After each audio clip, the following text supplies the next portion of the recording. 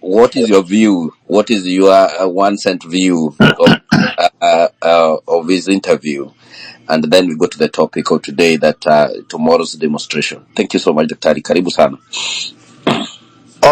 Good evening, everyone, and good afternoon for people who are in other time zones. Like yesterday, we have to express our condolences and empathy with those who have been abducted, those who have been tortured, some have been maimed, and of course, the heroes whom they have killed.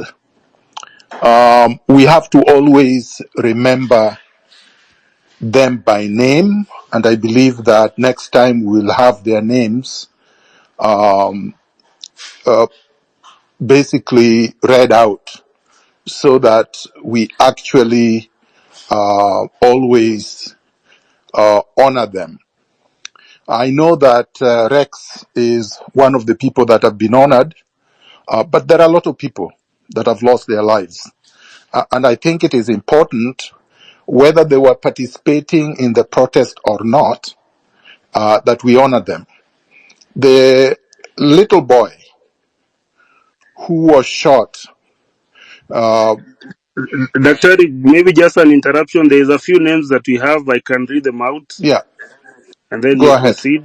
So number one on the list is the doctor who was actually giving out medical services during demonstration, Dr. Margaret Oyuga. May her soul rest in peace. We have Rex Kanyeki Masai. May his soul rest in peace. We have Franco Court, another legion. We have Nick Adams, another martyr. We have Eric Njeru, another hero. We have David Chege, Ian Kea, Belinda Cheng, Edwin Otieno, Eric Otieno, Eric Shieni, Bisley Kamau, Erickson Mutisia, Credo Oyaro, 17 years old, Emmanuel Tata, and then Ibrahim Kamau Wanjiko. This was a list that was out before the young boy was shot. Is it 8 times or 12 times? The one that the president thinks she's still alive. She's in school. I guess today she went to school, and tomorrow she'll also join us in the maandamano in Nairobi and the various sides parts of the country. So, Daktari, So continue. Thank you for the thank you, Kinsman. Let me start by saying we should stop calling Ruto president. Part of the struggle is the use of language. If we don't revolutionize our language, demystify and delegitimize oppressors, we are giving them power over us. It has to start with how we think and how we use language. Ruto lost legitimacy by the manner in which he has handled the protests. Not only did he hire goons, people who were not even police officers, and gave them guns to target protesters who are unarmed and peaceful and cause havoc in the country in all areas of Kenya. He then has gone on national TV many times and referred to them as criminals, the victims as criminals. So yesterday, what you saw, legitimacy. He then declared to all Kenyans that he doesn't get it. He's not just alienated from Kenyans. He's not just completely cold-blooded and heartless. He wants to tell Kenyans that he's proud of his killers, the snipers that they stationed in parliament and all other areas, the people who are shooting aimlessly into the crowds. He's basically daring the country, utadu. What are you going to do? And that is why tomorrow and any other day subsequent, the country must show Ruto that we own Kenya, that he doesn't own us, that having voted for him, And by the way, he did not even win the majority of Kenyans. He won the majority of the votes, 50+1, according to the IBC. That does not give you ownership over a people. The fact that you supported me does not give me power over you forever. It doesn't mean that if I turn around and abuse you, if I turn around and steal from you, if I turn around and brutalize you or brutalize your family, if I devalue your values, then you still support me. No, there is no such thing. In a democracy, we must earn support every single day. And Ruto no longer has our support. He went on national TV in order to turn away viewers from our space, our X space, and basically refused to answer every single question that was given to him. And then turn around and denied things that are so obvious that you would wonder, is this man normal? It is no longer just a question of Ruto is cold-blooded. Ruto seems to be convinced that he's God Almighty, that there is nothing we can do to him.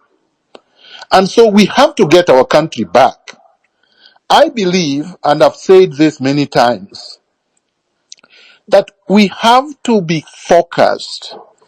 These are the things people are saying, these are the things people are doing, demanding, oh, where are you? Be in the forefront, blah, blah, blah. These are NIS and Ruto's tricks. Because it doesn't really matter where we are. Our brother who spoke from Zimbabwe is in Zimbabwe, but he's giving us inspiration. He's standing with us in solidarity. Our struggle is being watched everywhere. Our struggle is giving inspiration to everybody. And we can't fail ourselves. Because what happens when we fail? Then we give Ruto basically authority and power to pick each one of you and then assassinate, disappear, torture, maim, or force into exile. So this is a collective struggle. I just want to urge everyone that we have to be united in the struggle. Because of course, if we are divided, he's going to win over us. And as I said yesterday, and I continue to say, this is an intergenerational struggle, even if led by Gen Zs and the millennials. The issues we are dealing with, the issues of impunity, the issues of corruption, the issues of abuse of power, the issues of strangulation of all institutions of governance. These are not issues that affect one generation. So the moment we allow the message that everybody else should keep quiet, that only Gen Z should speak, that the only people that are feeling the pinch is a generation called Gen Zs, we are losing it. Because even Generation Alpha, the boy who was killed in Rongai, is not a Gen Z. The other boy that was shot 8 times is not a Gen Z. And some of them were not even in the demonstration.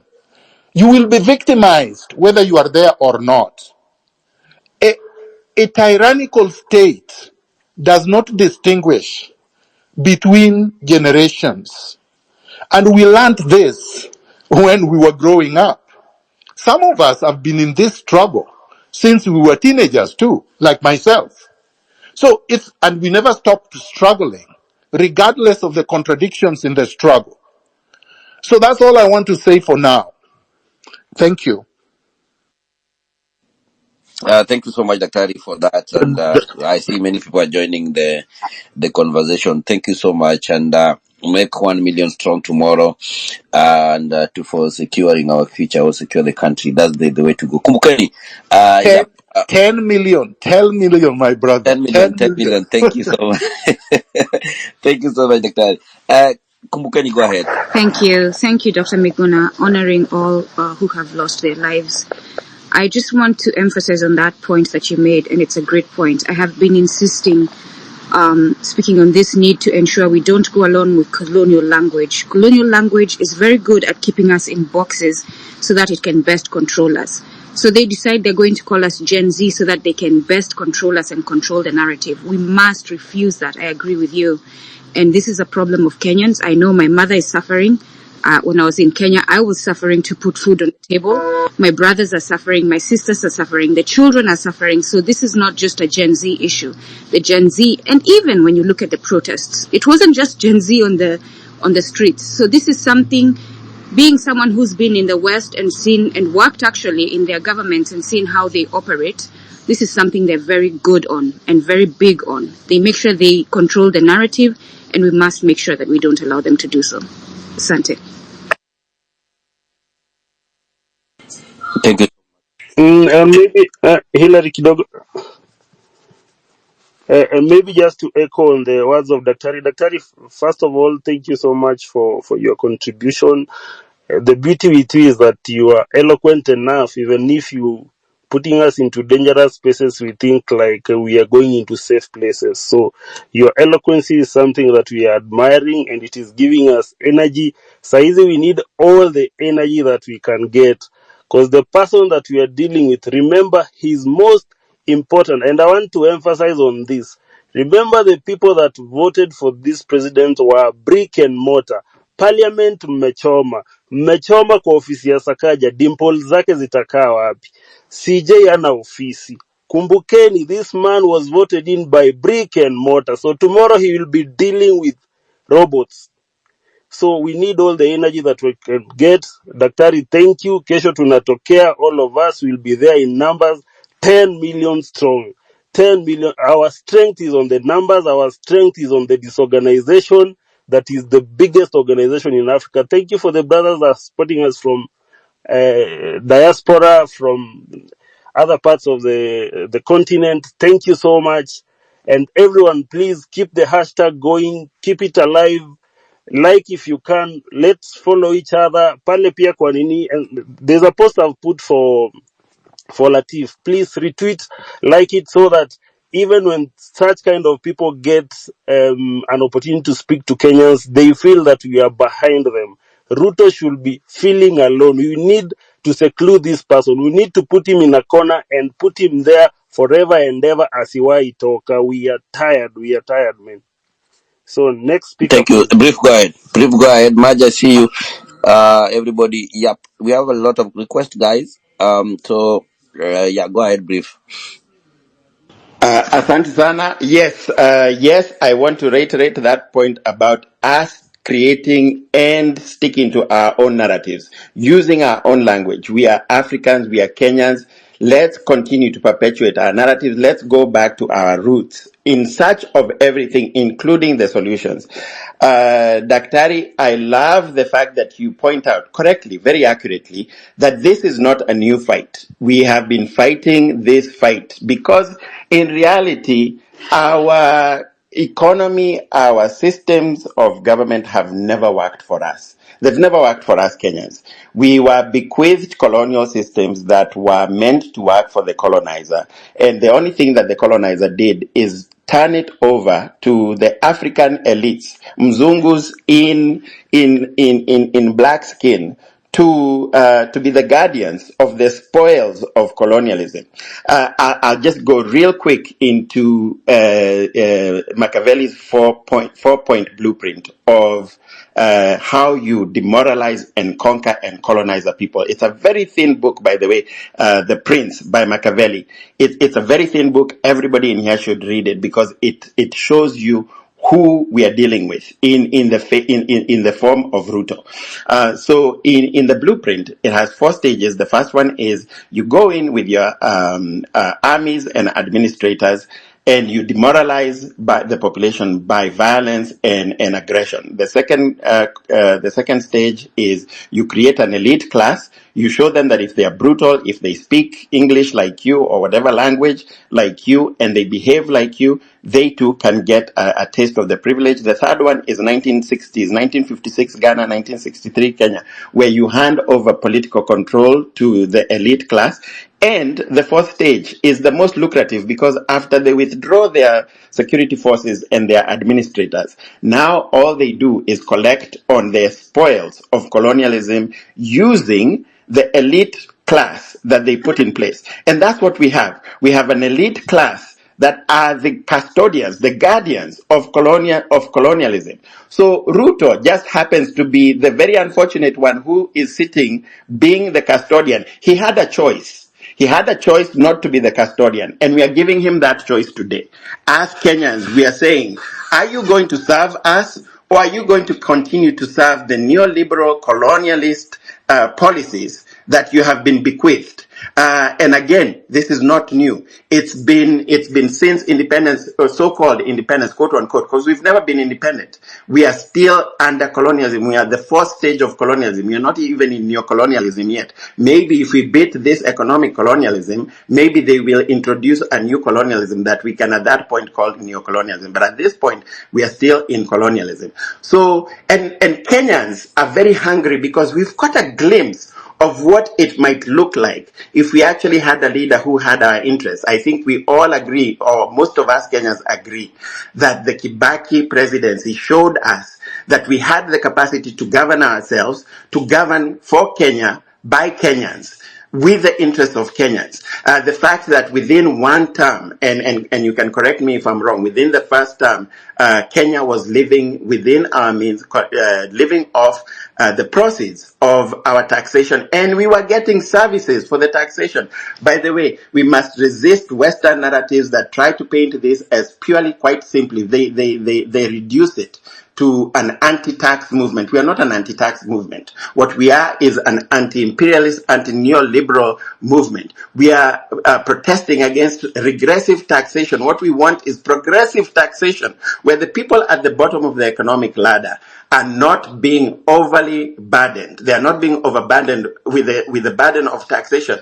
We ensure that the people at the bottom of the economic ladder are looked after, that corporations, especially foreign corporations, especially international organizations, now wamejaa Kenya. Kenya is now the number one destination of venture capital. And every single venture capitalist firm in Kenya is run by wazungus, by foreigners, by Americans. They are coming, they are getting the funds. These funds look like they are coming to Kenyans. These same venture capitalists, they are coming, they are stealing the idea of Kenyans. Then they are turning around and killing, bankrupting those companies, cashing out, going to buy properties in Kileleshwa, in Mombasa, in Diani, in Zanzibar. So raising the prices of our homes at the same, of our properties at the same time as they are stealing from us, they are stealing our ideas. And by the way, they are stealing our ideas and then killing them, because the only way you can actually cash out is if you bankrupt the company after you've already stolen and patented the ideas. So we have to connect the dots. So William Ruto had a choice to be a leader for Kenya for Kenyans. He has chosen to be a leader who is here to implement IMF policies that overburden again the poor, that protect in particular Western, European, and American corporations, but foreign corporations in general, foreigners, at the expense of Kenyans. So he needs to make a choice. He needs to be. We need, and Kenyans are giving all of our leadership this choice. You need to be more afraid of us, and you need to show us that you're more afraid of us, because you need to recognize either ni sisi tumekuweka hapo, we've put you into power, ama ni brick and mortar ambayo imekuweka hapo. If you believe it's brick and mortar, fine, continue serving brick and mortar and serving the interests of the IMF and the World Bank and of BlackRock. This is why the guy who came in preaching bottom up, the very first executive order, he couldn't even wait for legislation. The very first executive order he signed was to privatize our most highly performing parastatals. Why? To hand them over to BlackRock. BlackRock is now very proudly coming to Kenya to invest, or so-called quote-unquote invest, to steal. Let's be very accurate. So, when our parastatals are privatized, kila kitu imeenda. Starting with, by the way, when we are making sure that Ruto is gone, can we also make sure, even before Ruto, that Devin Day is gone? And by the way, there's a process of removing the president, and I don't know exactly what it is. I will admit that, Daktari, you are the lawyer here, but there is one thing. There is a path that is very clear. We need to first start removing the MPs, his supporters, the ones around him, because we can recall our members of parliament. And I can't believe how easy it is. I'm sure you've all seen that video. There's a website where you go, you start the petition for you only need something apparently very small, like 50,000, I believe, signatures to recall your member of parliament. So we need to start by those, because once we have recalled enough MPs, this guy is weak. He can be impeached. Right now, he cannot be impeached because he has the majority in parliament, even though right now wanaogopa kutembelewa. So let's start with that process, because that is within reach. Let me yield there and hear from other people. Asanteni sana. Good to see you, Maj. Good to see everybody else. Kumbukeni. Lovely to see you there. And Dr. Miguna, so glad to hear you and so honored to be sharing this space with you. Thank you, Wanjiro, for inviting me. And I'm just so gratified that we are having this conversation. I think Daktari wants to answer you. Daktari, I see your mic is open. Please, if you go ahead. Yes, thank you very much.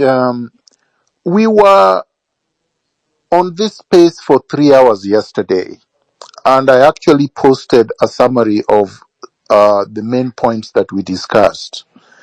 And I believe the general consensus, if I'm wrong, somebody can correct me, is that we are way past what our friend, brother was saying. We are way past that. We are way past recalling the MPs. We are way past signing petitions. We are way past impeachment motions. We are on the streets. And a lot of our people have already been murdered by Ruto. So it's not a question of process. The process that we have now is a popular revolutionary process on the streets. On the streets everywhere in the Republic of Kenya. We are in all villages, we are in all towns, we are in all cities, and people are calling for Ruto to go. This is a constitutional process. As I explained yesterday, under Clause 1 of the Constitution of Kenya 2010, the sovereignty of the people, the power to constitute ourselves into a state, into a government, vests or belongs to the people. That's Clause 1 of the Constitution. That's where it is.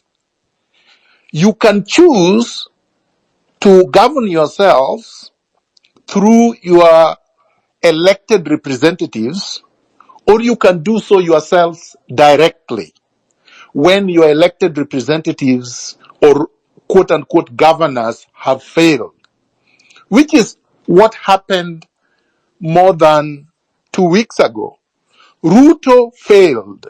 Ruto registered to the people that he failed by forcing Finance Bill 2024 on us, even though Kenyans had told him in petition after petition, protest after protest, and engagement after engagement, that he needed to withdraw it entirely so that he could bring a legislation or bill that was acceptable to the people. He refused. He said, I'm going to do it whether you like it or not. And then he forced his MPs, who are basically robots, to pass it in parliament. And then he was going to sign it had the people not taken over parliament and all spaces in Kenya. In other words, if we don't do what we did last week, we have lost it. We cannot change course and go back and start the process all over again. He occupies and controls the legislature. He controls the National Assembly. He controls the Senate. He controls the county assemblies. He controls the governors who are robots, headed by Anne Waiguru, the NYS thief. He controls the media largely, except for the brave journalists that you saw yesterday, but the institutions of the media he controls. He controls the judiciary. So which means that he has blocked all democratic routes for people to be able to bring him to account. We can't take it to, you can't take him to court and win. You can't take it to the National Assembly through any impeachment legislation and win. So where is the space that you can engage William Ruto and be able to tell him that we are your bosses, you must do what we say? It's only in the public square. It's only on the streets. It's only in the cities. It's only in the towns. It's only in the villages. And that's where we must occupy tomorrow, with 10 million, or from 1 million going up, so that he understands that these people don't want me. I throw in the towel and we constitute what I've already outlined yesterday, or whatever it is that people believe unanimously is the good process, so that we can have fresh elections. That is entirely constitutional. And it has happened like that throughout history in many, many countries, which I don't have to list today. So let's not go back. Let's not give William Ruto respite, a breathing space. Let's move forward. Thank you, Dr. for that. Before the next speaker comes in, I want to read for you a poem from Martin Luther King, Nathan Nimola, born in 1892 up to 1892, and then he died in 1984. He said, first they came for the communist, and I did not speak out because I was not a communist. Then they came for the socialist, and I did not speak out because I was not a socialist. Then they came for the trade unionist, and I did not speak out because I was not a trade unionist. Then they came for the Jews, and I did not speak out because I was not a Jew. Then they came for me, and there was no one left to speak for me. So next speaker, please. Hello guys, can be allowed to speak something. First I have to say condolences to all. Wait.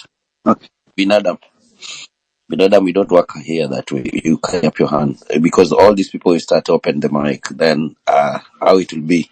So it is important when we see your hands up. That is very key. Maj, but Binadam, go ahead before Maj, and then Tomboy. Okay, thank you. Yeah. No, Binadam, wait. Tomboya was ahead of you. Please, just be patient. Raise your hand, and then you'll be given the mic. Let's be orderly, please. Table manners. So Tomboya, yes. Hello Kenyans, good evening and thank you for giving me this opportunity. I really wanted to reiterate on the point that the 5-star General Dr. Miguna has explained, but now I'll be very brief. We should be very specific, as he has always said. Let us know what we want and go for it. We are actually past anything constitutional and legal process. Let us know that anything that requires to go back to consider a procedure of constitutionalism is not for us right now. Let us be on the street and let us go by Ruto must go now. Ruto must go, Ruto must go, Ruto must go. After having that as a word, then let us go by action. Let us occupy the streets. By this time, we should not necessarily be reminding us many things, the negatives and any other thing. We should now be talking about which strategies are we employing on the streets. If we say we remove the picture of Ruto on our businesses, let that be the strategy. If we say we occupy the specific office, let that be the strategy. Let us go by action, because this action is what will make him come out. Going by saying that we must recall MPs first before Ruto has gone, that one will just continue taking us into circles. Let us focus on Ruto. As the five-star general said, let us avoid Weston. Let us avoid his businesses. Let us be specific, and we are going to achieve it. This is a spirit that is now running with us. It is a spirit. Let us go by this spirit. Thank you. I don't want to say much. Thank you. Thank you, thank you. And for the next speaker who is coming in, please, if you voted in Ruto as your president, remember and don't forget that first of all of you guys who are in here, you are criminals. You never voted for him. What voted for him is the 2.6 billion worth of properties that you've spoiled. Brick and mortar made our president the man he is today. So please, Bin Adam, go. Okay, thank you so much. And I would like to start by condolences to all the fallen heroes. We're still together in love and in spirit. What I would like to say here is, after watching the interview, you could clearly see that this guy is still a liar and a person who don't want to admit to the mistakes. He doesn't have the empathy. He doesn't feel how it feels to lose someone you know, someone close to you. So when I watched him and he pretends to be following up online, and the only defense he could say, the BBC reported there was no massacre. So it tells you that this guy comes online, but he looks for those loopholes like yesterday. So what I would like to say is, the cause is already on and we can't back, because for us to start regrouping again, if we stop this, it will be very difficult. But one issue I have personally is this. Like we say, maandamano, it's every Tuesday and every Thursday. And I think we are giving them a good time to regroup and replan and re-strategize. So that's just my opinion, so that others can try to look at my perspective. Because imagine, since there was Mandamano last Thursday until tomorrow, these people have now good energy. The police have good energy to come to streets tomorrow. But if we make it consistent, like almost every day, we will exhaust them, because we know very clearly that the ratio of a policeman to the citizens, it's 1 to maybe 300. So if we make it every day, we will be able to exhaust these policemen. They can't manage us. And then if we come, like we're saying, make it 10 million strong, we will exhaust all these departments of police and the military. So that's just my opinion. I wish that most people would come out, and I wish we can increase the days, not to give them time to re-strategize and plan.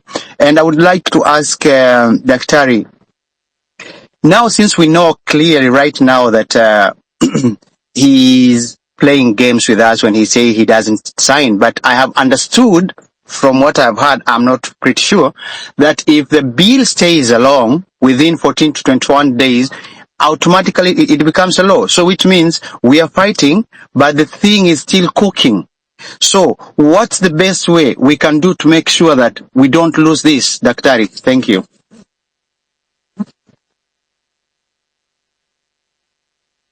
Daktari, the mic is yours. Yeah, thank you very much. So the short answer is yes, within 14 days, the bill is automatically law. So basically, Ruto has done nothing. There is no withdrawal of the bill. It will automatically become law, even if he doesn't sign it. That is why I was saying people who are saying Ruto has conceded are completely wrong. He waited until this time because he knows that if he doesn't sign it within 14 days, it will be law. And he's already signed the appropriation bill 2024, which means that he is spending just as much as he was before. He said that he was going to deal, like yesterday, he was asked about the officers, the illegal officers of the first ladies and the second and third ladies, and he said he was going to not fund them. But in the appropriation bill that he signed, he allocated over 557 million to these officers. They are already receiving money as he was speaking, so he knew he was lying. Don't believe anything Ruto says. Don't believe anything his office says. Don't believe anything any of his cronies say. They are all just lying, and he's buying throughout history is to occupy all spaces. Make sure they can't move. Make sure they can't execute. Make sure they can't do anything. So that even if they took the money, they cannot spend it. Right now, if they cannot leave State House, they can't go to the 7-star hotels, they can't fly out of the country, they can't go to their mistresses, they can't enjoy the money. So eventually, they will just have to go. And if we are 1 million to 10 million strong, we can occupy everywhere, including where he is. And he would have to take that helicopter to Congo or to any other country that he deems he can seek exile in. But Ruto should have no free space to move, and his regime. Those who are thinking that this is something to be given to Rigiji should be reminded that Ruto must go includes the entire regime. Those who are saying the military will take power do not understand the mentality or orientation of the military. The military does not fire at citizens. They join citizens when citizens occupy all public spaces. That is recorded in history.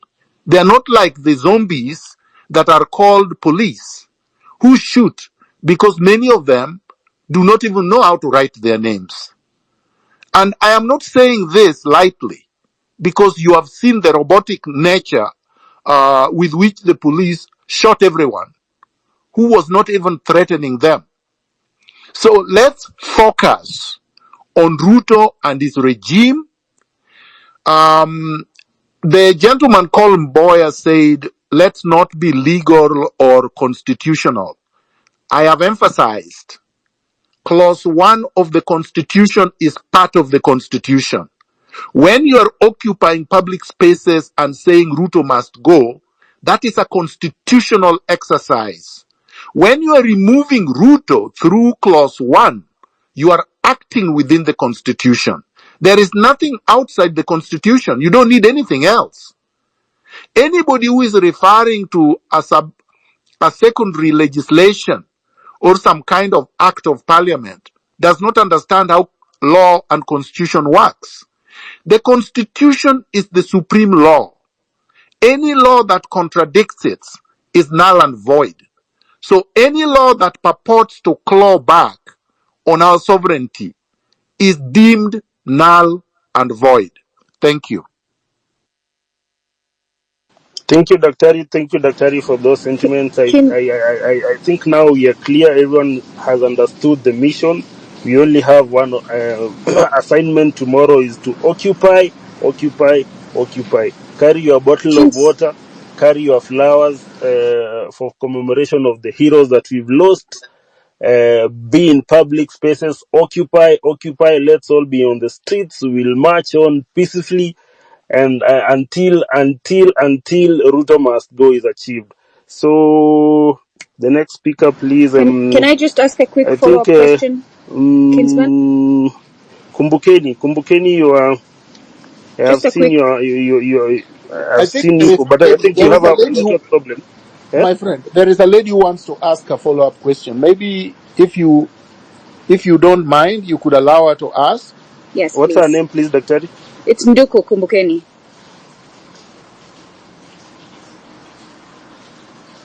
Can The I go ladies ahead? that are here, I'm seeing Achieng, I'm seeing It's I'm me. saying, ladies, if you're in the room, kindly raise your hand. She's saying her It's name is Kumbukeni. Nduku. Her It's name is Kumbukeni. Nduku. Mm. Kumbukeni is the handle. Kumbukeni, please. Asante. All right. So, But she seemed to have a network problem because her nini has just been rotating. can you hear me? Kumbukeni, can you hear us? I can hear Kingsman, her we very hear her. well. I can hear her. Okay, proceed. All right. Okay. Thank you. So, Dr. Miguna, because Ruto was very keen to keep repeating the rule of law, and this is something that these criminals who call themselves leaders do all the time so that they can justify deploying the military on the people. So, and you have said several times that the military will not shoot on the people if the people occupy. I look at the constitution, which is the rule of law that Ruto will use to defend his actions, and in one part, it gives the people the sovereign power, but right after it, it takes away the sovereign power from the people and gives it to the presidency. So could you please address that? Okay, so let me answer you, Nduku. The Constitution does not take power that it has given in Clause 1. Clause 1 is not negated in any part of the Constitution. The following provisions of the Constitution simply says that once the people have delegated power to someone like the president, they would exercise that power. The delegation happens at election time. But if the people believe, for instance, that the president has not done what he was elected to do, Clause 1 can always be triggered by the people. And they do not have to go to their delegate, the person they have delegated power to, for permission to get back their power. That's like saying, if you have an employee and you have given the employee the terms and conditions of employment, there is a letter of employment. They are not supposed to be insubordinative to you. They are not supposed to steal from you. They are supposed to be answerable to you when they have done something and you want to call them to account. If they disobey your orders, you can fire them. And you don't need permission from them to fire them. So what I'm saying, the Constitution is our employment letter. We gave the president or Ruto a job to do. And for 2 years, he has done no job for us. He has been mangamangering all over the world, going to Washington. In fact, Ruto has been traveling every single week.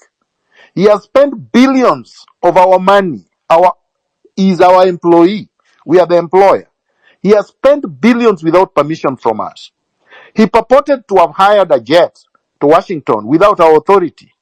There is no constitutional power he had to unilaterally take our money and hire a jet. We have Kenya Airways. That is the mode of transportation for anybody who is working for us, because Kenya Airways partly belong to us. So what I'm saying is that Ruto has abrogated every constitutional provision and every term of employment, and he stands dismissed.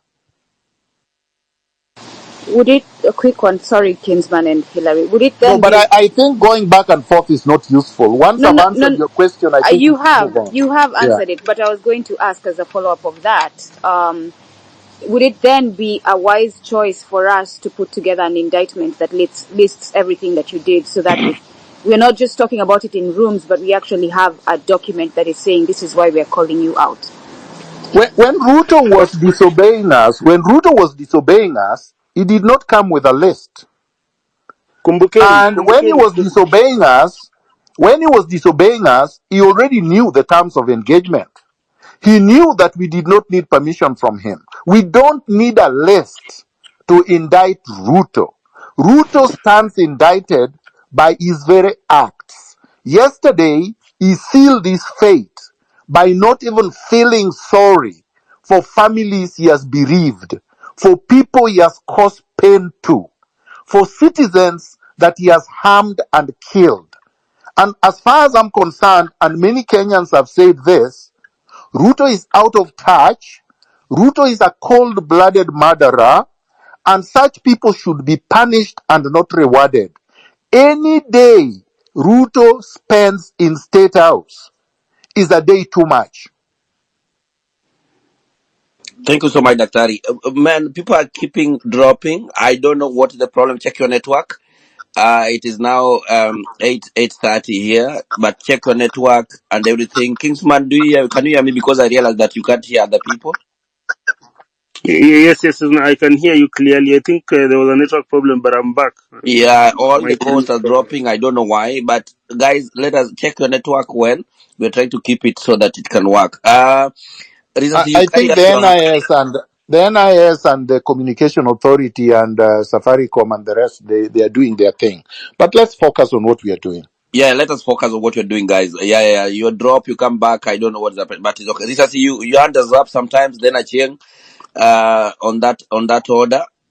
Let us Let me keep. go after Chiang, please, Hillary. Okay, Achieng, go ahead. Hillary. Just kidogo tu, maybe to compliment on whatever Daktari has said to Kumbukeni. Mm, I think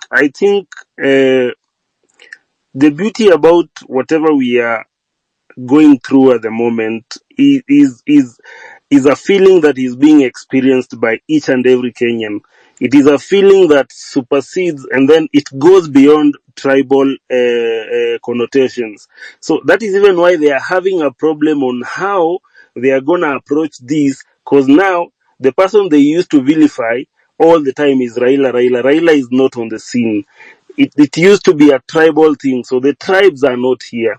These are feeling of whereby Punda imechoka. Punda imechoka since 1964, but today Punda iko like, I don't give an F whether I'm a Masai, a Kikuyu, a Kalenjin. I've realized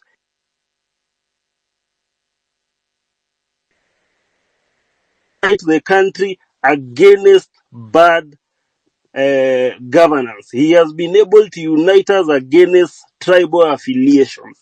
So, and he has also been able to unite us against him and his KK regime and his Akina this guy, Akina Sudi, splashing out money, opulence and all that. So already, as Daktari has said, the scorecard is out there.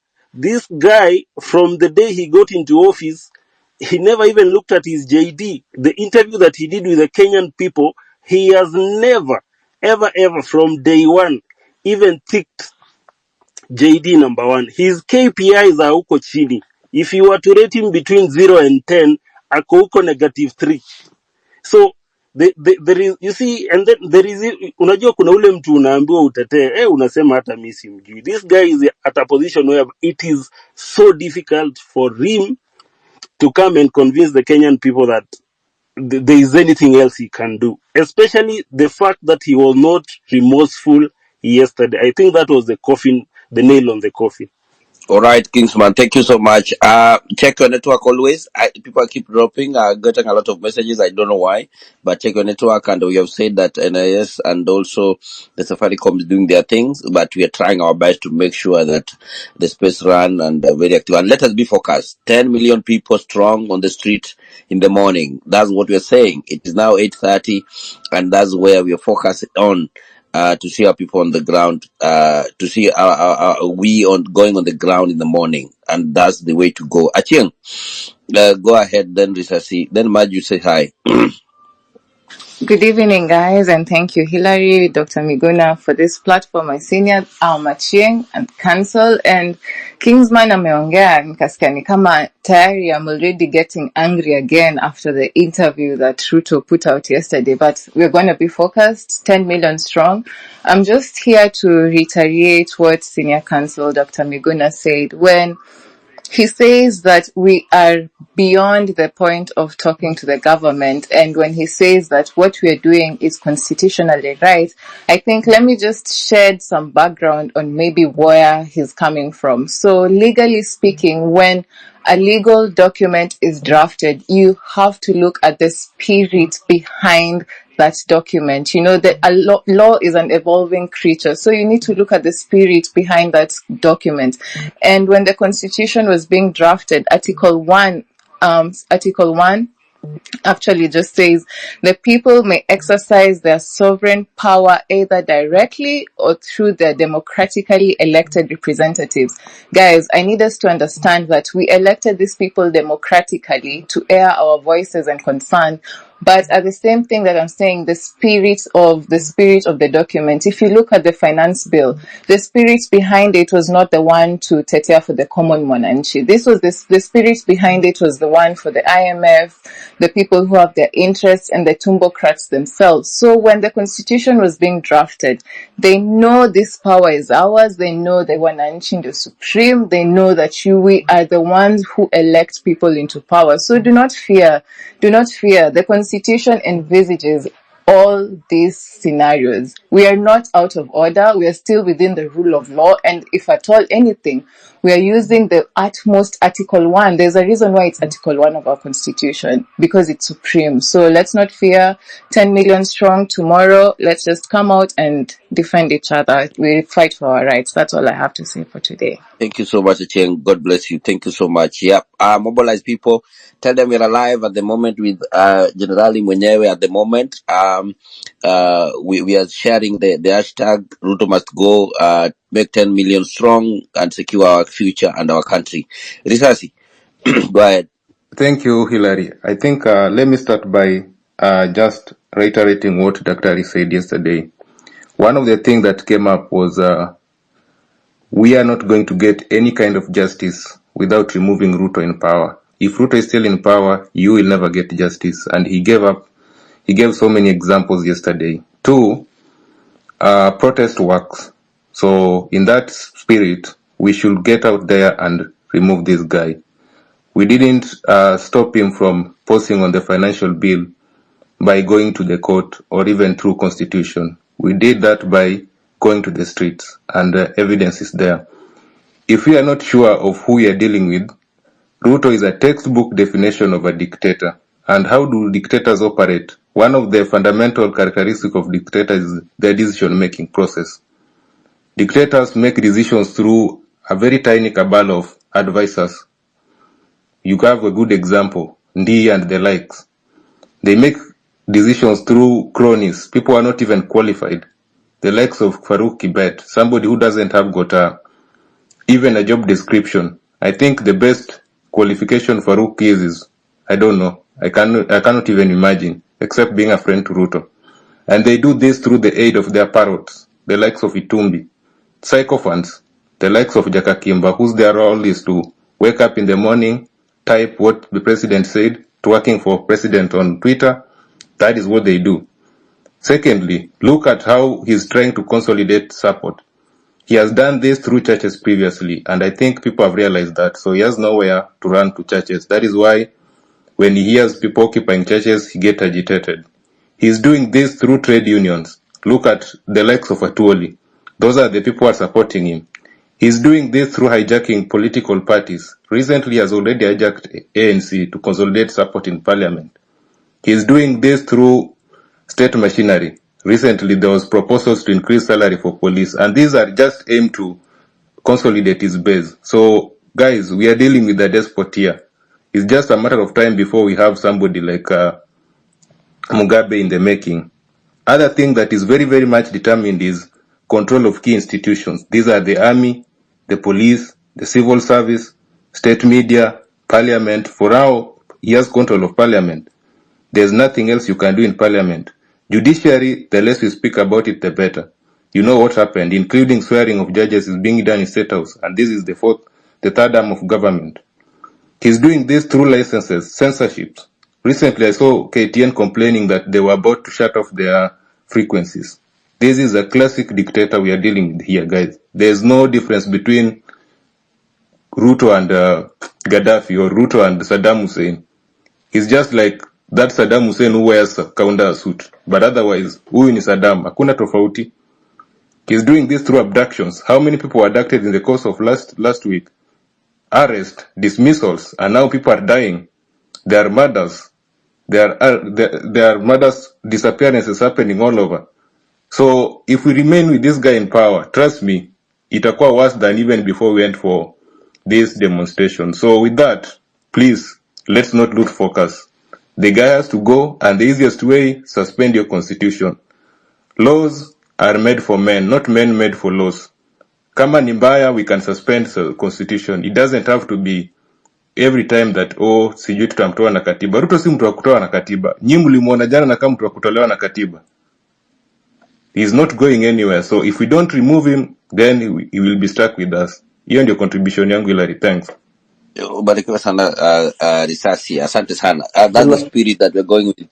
Thank you so much, guys. Keep networking together as usual. And we said that look at your right, your left, and we want to make this conversation go on and go on. And now we want to know also the your security. And Dr. said something yesterday that if you don't have spirit of revolution, don't go outside.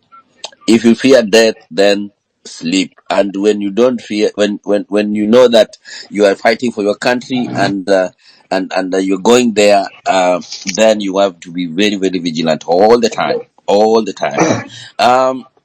Levi, Hilary, close your mic. th- Levi, thank you. hatufanyi kazi hapo. You, Levi, hatufanyi kazi hapa hivyo. Funga hiyo mic yako. Asante. Mike, Maj, can you say hi? How are you? Hi, can you hear me? Yes, I can hear you. Thank you. Yes, you can hear you, Maj. Thank you, and thanks everyone. To those who are going to demonstrate tomorrow, kindly ensure you demonstrate peacefully so that it is a peaceful demonstration. Of course, we know that things can turn out differently, but be on the record to be the one demonstrating peacefully. And I received a lot of information, inboxes of people who were asking me that they wanted to speak and they were from the ground. I'm here now. Keep those requests. I'm going to add you, and so that at least also your voice is heard. I really received many inbox messages. I just want to say that I'll be here just queuing in and ensuring that as many people as possible, especially from the ground, also get to speak. And welcome again, and thanks, Dr. for coming on board again. Back to you, Hilary. Well, thank you so much. Brief. Go ahead. No, Hilary, maybe before brief, guys, I've posted the article 1 of our constitution as Daktari was taking us through it. So if you see it on the message side, please retweet, like it so that it can reach out to as many people as possible. We need to get informed. We need this is the new kind of maandamano. And it feels good. You can even go tomorrow to the maandamano with your suit, umedunga, uko msafi, umepiga marashi, unanukia. Anti hata ule mwenye ambeba fimbo anashangaa sasa nimpige tear gas ama tu ni mheshimu. Yani the most beautiful demonstration ever in the whole world. Ruto is about to find out. Yani atakuwa hata askari watawaambia hapana, hawa si wa kupigwa, wewe enda tu kanyaga kubwa kubwa. So tomorrow we are peaceful, tunajibamba. Kama uko na speaker, beba, tokea kwa street, enjoy your music, enjoy your drink, kunywa maji. He must go, man. Lazima aende tu. Yani lazima tu. I don't know if you're feeling the energy that this guy has to go. And we are so informed. Hakuna fala hapa. Some of us are not even interested with holding any public office for the rest of our lives. We just want a better Kenya. We do not want a country of chieftains. Sijui, it's like that person who always wants to call you out for a drink and then he and buy. He's buying every time. But when you ask him, bro, what do you do for a living? He doesn't tell you. So that is the kind of president that we have. Anataka tu kutubaia. Hapana, tunataka kila Mkenya aweze kujibaia drink. Wale wenye wakunywi wajibaie chai. Wenye maandamano is peaceful. We are not touching his brick and mortars. Hizo ajieke, apeleke Sugoi, wakakae huko na familia yake. Juu hakuna kitu inawafurahisha kama kuown buildings, kuown mavitu. Unajua mavitu tu. I think that is their goal in life. So achia Sakaja na dimple zake, mtu asiguze City Hall. Don't touch anything. Just be on the streets. Let's be there. All of us, as Daktari has said, 10 million strong. Daktari, go ahead. I can see Yeah, your mic. yes. Yes. Thank you very much. I wanted to say my intelligence actually tells me that City Hall was not banned by protesters. It was banned by Sakaja himself, so that Ruto could use it as the excuse to give that protesters banned it. And many places that banned It is the tear gas that exploded, just like it burnt the police officer's hands, the one who lost both hands, the same way that it would burn anything that is flammable.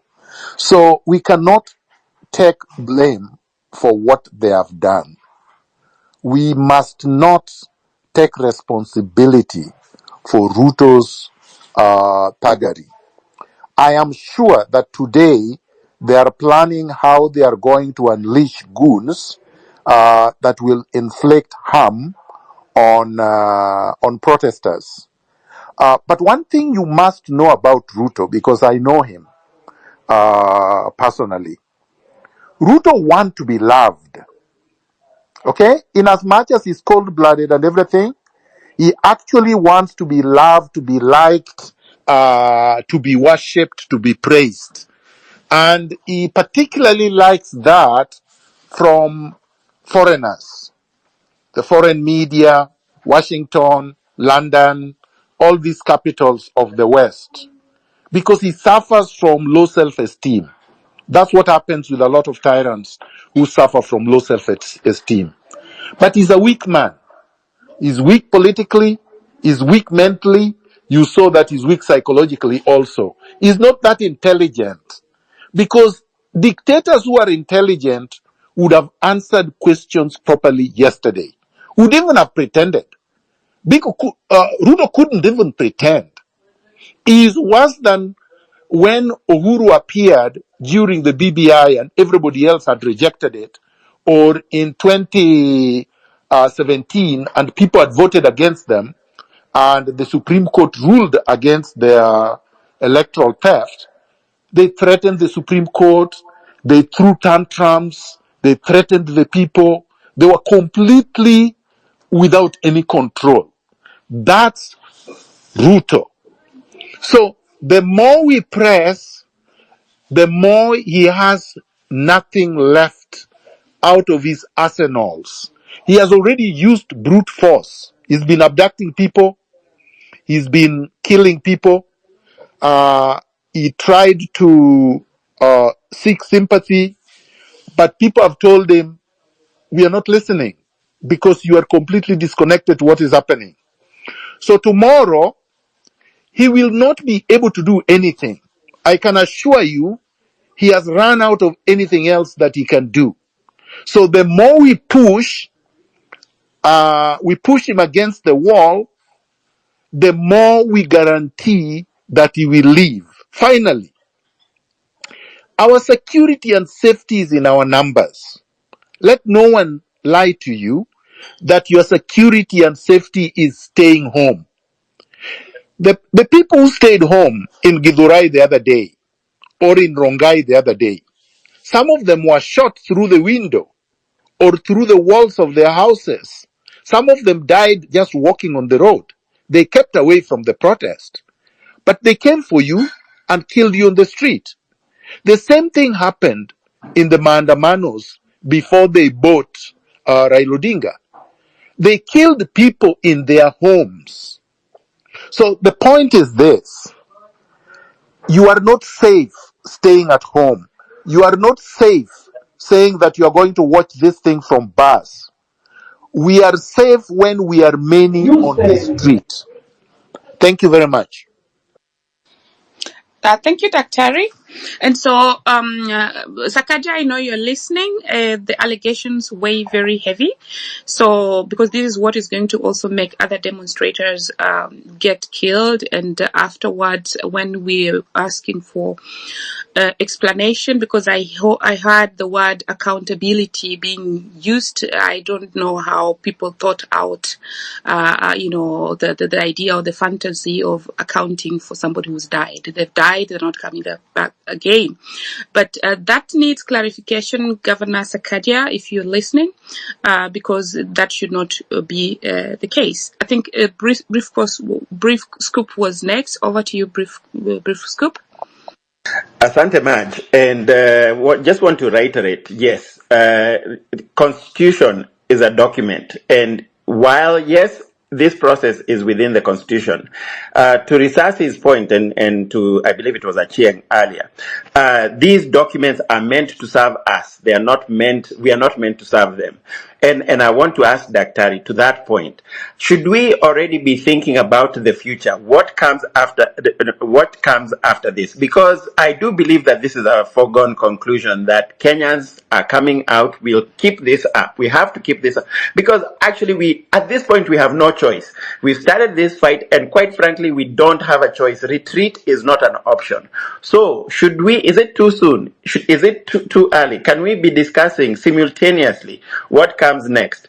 And to that point, does this constitution serve us sufficiently? There are components that do, but does it do so sufficiently? I think you want to already answer, so I'll leave there.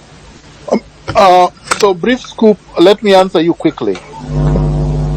I want you to go to my Twitter handle and read the document of yesterday. Please read it completely up to the end.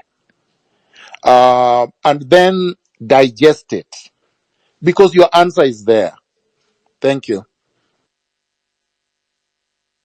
Thank you so much, Daktari. Check what Daktari is posting and check all the things he's trying to answer some of the things on our Twitter handle.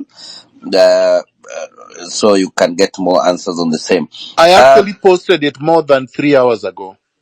All right. Nidi Joe, I see your hand, then Joe Karani, then Mwangi, then Levi. That way.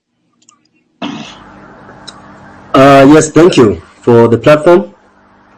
And asante sana Prof kwa kuwa available to give us guidance. Mine is to tell all the comrades heckle, because so far so good. Good work has been done. So I want to say this. So far we've seen these guys trying to do this thing we call divide and rule. And I'd like to urge each and every one of us who's listening here that don't be misguided, don't be intimidated, be fearless. This is a good cause, and we are fighting for our country. Again, we should continue pressing the hashtag Ruto must go. And he must go with his regime in its entirety. Again, we must also continue to press on the issue of the IEBC. As we go to the streets tomorrow, let's all come out in large numbers, because I am sure wherever we're headed is the right direction. We need to come out because we need to show this thing is serious than it was last week. Finally, I'd like to say this. Everything that we are doing is because of our country. So let no one deceive you or intimidate you against standing up for your right. So tomorrow we say it's 10 million strong. Come out in large numbers. Let's do whatever we are supposed to do. But again, we insist on peaceful demonstrations. Let's shun things that may tarnish our name and our image, so that whatever we are fighting for, it's a good cause. And at the end of the day, when we approach it in a peaceful manner, tactically and strategically, we shall be able to conquer. So we are together in this, 10 million strong tomorrow. Let's meet. Thank you. I think as because there are so many requests, there are so many requests that are coming in. I think we can stick. Remember our main speaker is Daktari, so most of the questions should go towards him, and you also now make a brief comment on how yesterday's presidential roundtable with the media made you feel. What was your feeling after the interview? How did you feel? Were you like empathetic to him? Were you like you can give him a second chance? And then when it comes now to the questions of how we'll tackle this, I think those ones, constitutional questions, can be directed to Daktari. Us will just be giving guidance on how we proceed. So please, when you get your mic, There are so many requests. Don't take a lot of time. At least 5 minutes maximum, guys. So after 5 minutes, we'll be ringing the bell on you. Actually, Kingsman, we can reduce to even 3. 5 minutes we will not manage like yesterday. Three. Yeah. I think 3 is Thank you. okay. Back to you, Kingsman. So I've seen no one. Please Levi raise was your to hand if come. you are. Levi, Joe, Mwangi, then Yaradwen. Levi, Joe, Okay. Mwangi, then Yaradwen. Yep. Go ahead, Levi. Patriots, revolutionists, thank you so much for this platform and giving an opportunity for people to ventilate their ideas and their questions on this issue. I also pass my regards to Dr. Miguna for coming here to give some guidance. I'm an advocate also by profession and a student of different means of protest, and that's what I'm going to address. There are so many other means of protest that we've not included in our fight. We'll have to incorporate everything that is within our means if we are to succeed on the overriding objective of having this government resign or go down. I'll start by the notion of Gen Z. A revolution ordinarily is started by a group of people. So let us denounce the notion that this revolution belongs to Gen Z. I've gone to the street several times, of course, and you'd come back and people would ask you, are you a Gen Z? This is not a Gen Z revolution. This is a revolution that is started by Gen Z. For a revolution to be successful, all parties must come in, all generations must actually join this cause, and I'll actually be very happy the day I'll see a grandfather, a father, a son, or a grandchild all in the streets. I remember that was what was happening in Tahrir Square at the peak of the Arab Spring in Egypt. So let us make an effort to bring everybody on board. Let's bring all classes on board. Let's bring all ages on board. And that's the only way we can succeed in this cause. I'll also address the issue of walkouts. There are many professions in this country. Myself as a lawyer, I had to adjourn my matter that is coming up tomorrow so that I can participate in the protest. I make the formal application today in court that I cannot attend a hearing tomorrow because of protest. For this revolution to succeed, patriots, we need to talk to every professional and pressurize them to start normalizing walking out of their jobs. Doctors at some point will have to walk out of hospitals at a specific time to show their solidarity to the revolution. I keep wondering, why are schools still operating normally? The teachers, there are a big number in Kenya who have a lot of influence in the villages. We have to find a way of incorporating them, let them walk out of the schools. Students were the first victims of Ruto when he actually tear gassed them with the intention of grabbing their land next to Weston. Students will also have to join the protest by walking out of schools and carrying placards in schools. So let us expand the scope of our revolution. Let us expand the scope outside the street to go to offices, to go to schools, to go to hospitals, and actually even to go to courts. Now, what we are doing is essentially in law, I'll call it civil disobedience. Civil disobedience is enshrined in Article 1 of the Constitution, as Daktari and other lawyers have talked about it. And someone has mentioned the Constitution serves humanity. The Constitution is actually a product of democracy. And therefore, the people have a right to go to the streets and exercise democracy directly. Something like nudity.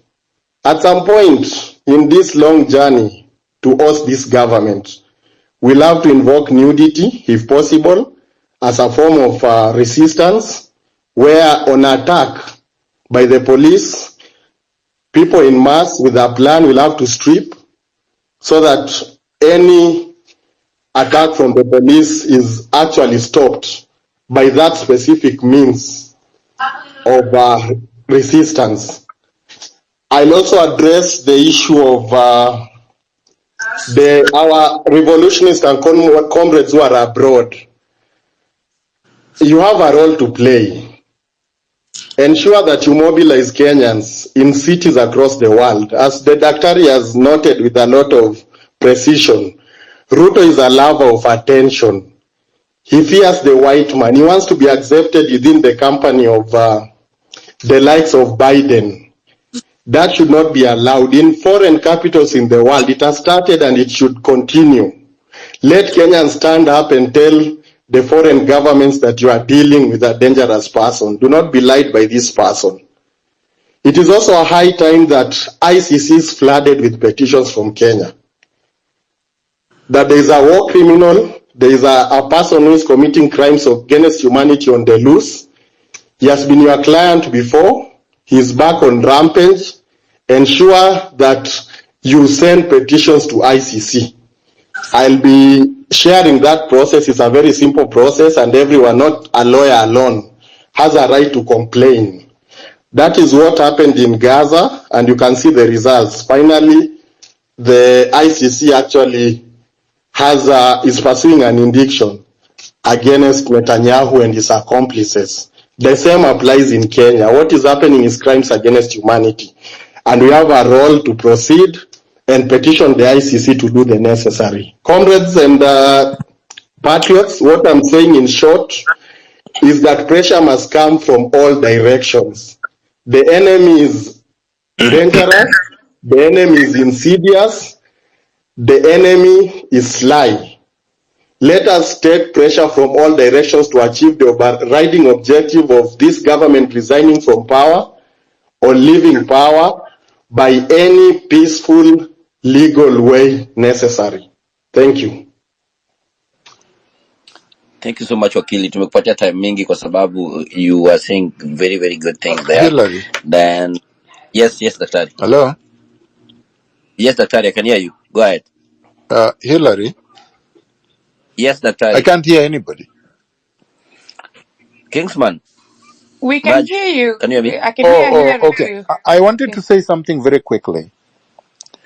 I think the contributions are very good, but I would urge us to remain very focused. Our agenda is to bring down the regime. It's not to disrupt civilians. Our agenda is to stop Ruto from his ongoing tyranny. It's not to make life uncomfortable for fellow Kenyans. So let's get that very, very clearly. If we are not targeted, then we can't succeed. So if somebody was to say that we have 10 million people on the street and we are targeting public spaces, say, for example, Arambe House, State House, any space where these vagrants stay or work or purport to work, that is legitimate.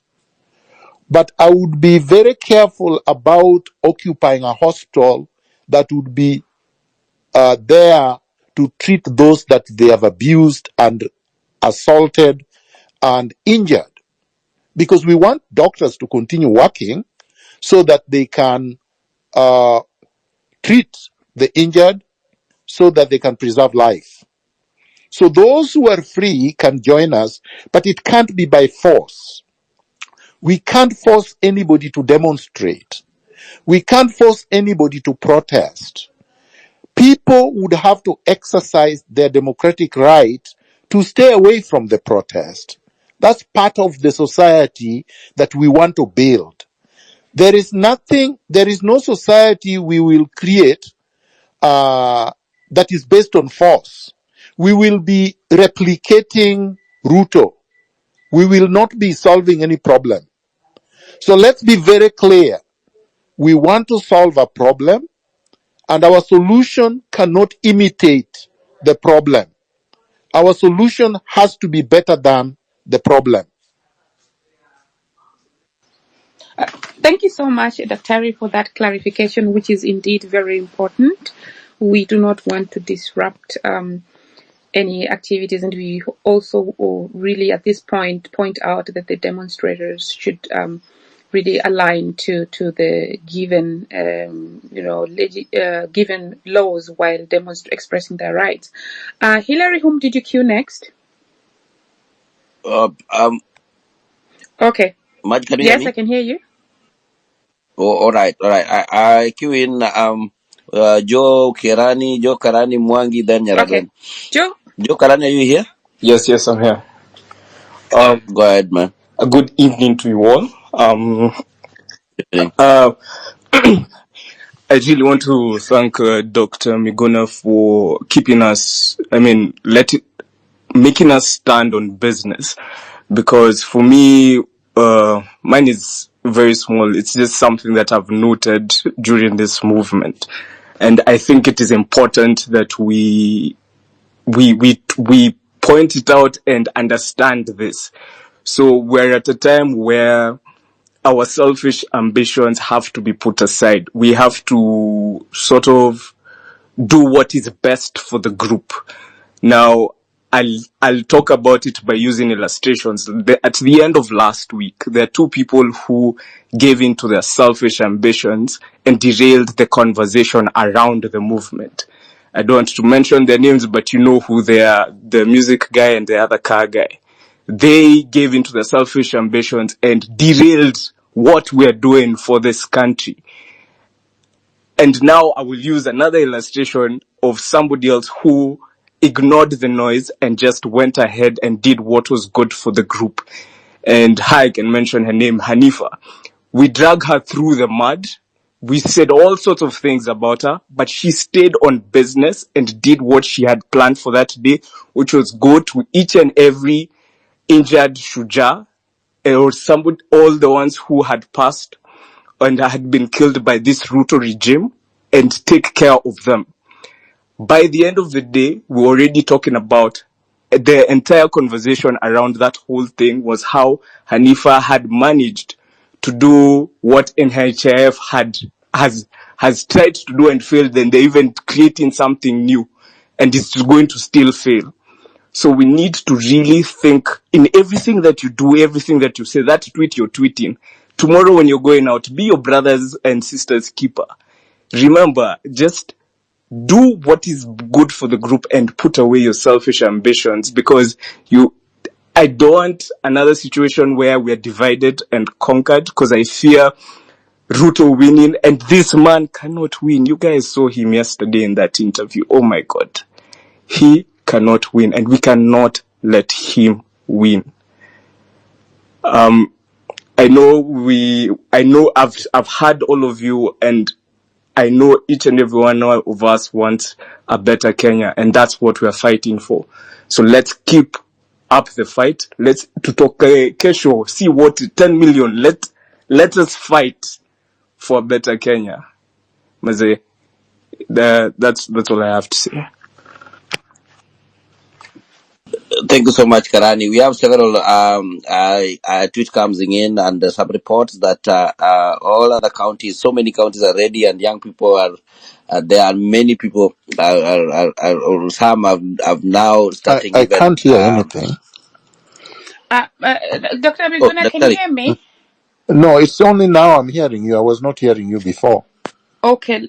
Okay, Let Hillary try to speak again, and then Daktari, can then you hear me? I think Daktari is And not Maj, hearing me. can you let Kigame speak? I know probably he has not requested, but I see him in the crowd, and it would be important probably to hear okay. his voice. Yes. Okay. Yes. Please, Okay. yeah. Let me send him the mic. Can you, Dr. Miguna, can you hear Hillary as I bring on Dr. I Kigame? can't hear Hillary. Okay, Hillary. Dr. cannot Yes, hear you, but if you leave, the space is gonna drop. Let me see. Let me text you and see how we can proceed with this. Daktari can drop then come back. I think maybe that can work. Okay, that's also possible. But Ruben Kigame, we would like to hear from you. Please pick the mic. Let me send you the mic.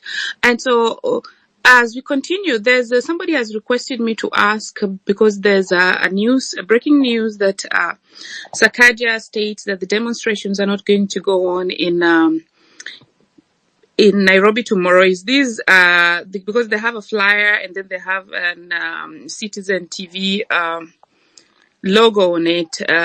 Please, let's take the next 5 minutes to confirm if that is true before we have somebody comment on it. Hillary, who is next?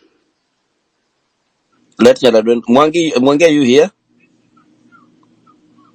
Mwangi, Nyaradwen, go ahead. Nyaradwen? Thank you, Hillary, and everyone today on this space. My question, yes, I can see Dr. here. My question was to Dr. Miguna. Dr. I'm happy we are with you today. And we have realized that this war is not only about us. There are infights within the same government.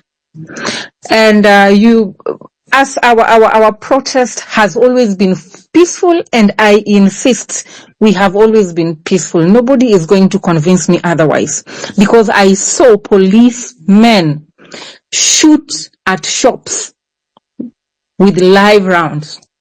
So it is the police, and then there was also some people that came in later, and apparently these people had weapons. But I am sure those people are not Gen Zs. Now, to Dr. For the sake of protecting ourselves, because myself, I'll have to be on the ground tomorrow. For the sake of protecting ourselves and our young people, there is this infight that is going on between the president and his deputy, and also other people involved, I don't know. And you realize there are chances that maybe these other people, civilians with crude weapons, are sponsored. Right now I'm seeing something going around on the social media. During 2023 finance bill or cost of living protest, they called themselves Nairobi Business Community. Today, they're calling themselves Nairobi Youth Business Community. And these are the same people who unleash war on I call it war on innocent citizens. Now, is there a way? Is there, being somebody who's on the know-how, is there a way we can identify ourselves without having been the target? Dr. Thank you. I'll drop my speaker so you can have somebody else. Thank you. Yeah, please go on. Yes, thank you. Nyaradwen, I understand what you are saying. Yes, we do have a problem, which normally in political science they basically call elite fracture. So there are divisions within the executive, but that should not concern us. Those are their own problems. We should not care about their problems, and we should not focus on their problems. The people that were sponsored, the people that came with weapons, were sponsored by the same government. I believe these people were Farouk sponsored, they were Oscar Sudi sponsored, they were Ruto sponsored. I think they are using Rigathi Gachagua as a red herring. Rigathi Gachagua is not part of the protests, so they cannot bring him in. He's part of them. He's Ruto's deputy. He appointed him, and he's in government, and he's part of the problem. So let us not be diverted. I think that if we are all dressed the same, it's difficult because it's quite a large number, and some people don't have the ability to make t-shirts or to buy. But if we can, I think that dressing in white and black and green were the three colors that were chosen. And for people who can carry the flag, water, everybody should carry water if they can, because it helps with the tear gas. And then just stay together. Don't spread out. Spreading out opens up those who spread out as easy targets of attack. Because once you are alone, that's how they cornered Rex. Once they find you alone on the street, they can shoot you and there is no accountability. Nobody's taking pictures. Nobody can come to your aid. So as much as possible, let us be together, and let us be together in huge numbers that they cannot confront. Ruto is weak and down. Yes, they say that he's lethal when he's down, but I can assure you right now, Ruto is defanged. He has no poison. He has no teeth. He has to go with his entire regime. Thank you so much, Dr. And another thing, and that was a very good question there. Another thing that I hear people speak about on the streets a lot is that, the division that Yaradwed is expressing now, that, they could be fighting each other, which doesn't appear to make sense because, as Dr. rightly says, they're one team. So constitutionally, if one resigns, the other has to go with it. So I think that idea of letting citizens think that they're fighting each other is just a propaganda there to try to bring in the tribe issue again, and just to just bring in divisive aspects into the conversation. Godfather.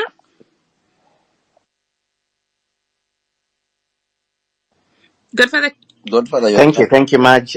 Thank you, Hillary, Madge, the co-host, Kingsman, and our key speaker, the General, Dr. Miguna, the speakers that have already given their views so far, as well as those who are going to give, and our honorable listeners.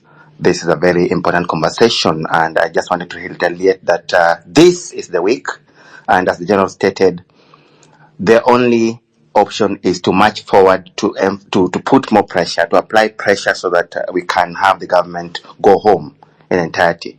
So we are trying to look into that. But as we look at that, the issues that are coming up, and these will be playing at on the ground tomorrow, are the magic of numbers. How then do we stick together if the tear gas comes? Nyaragden, for instance, will be on the ground.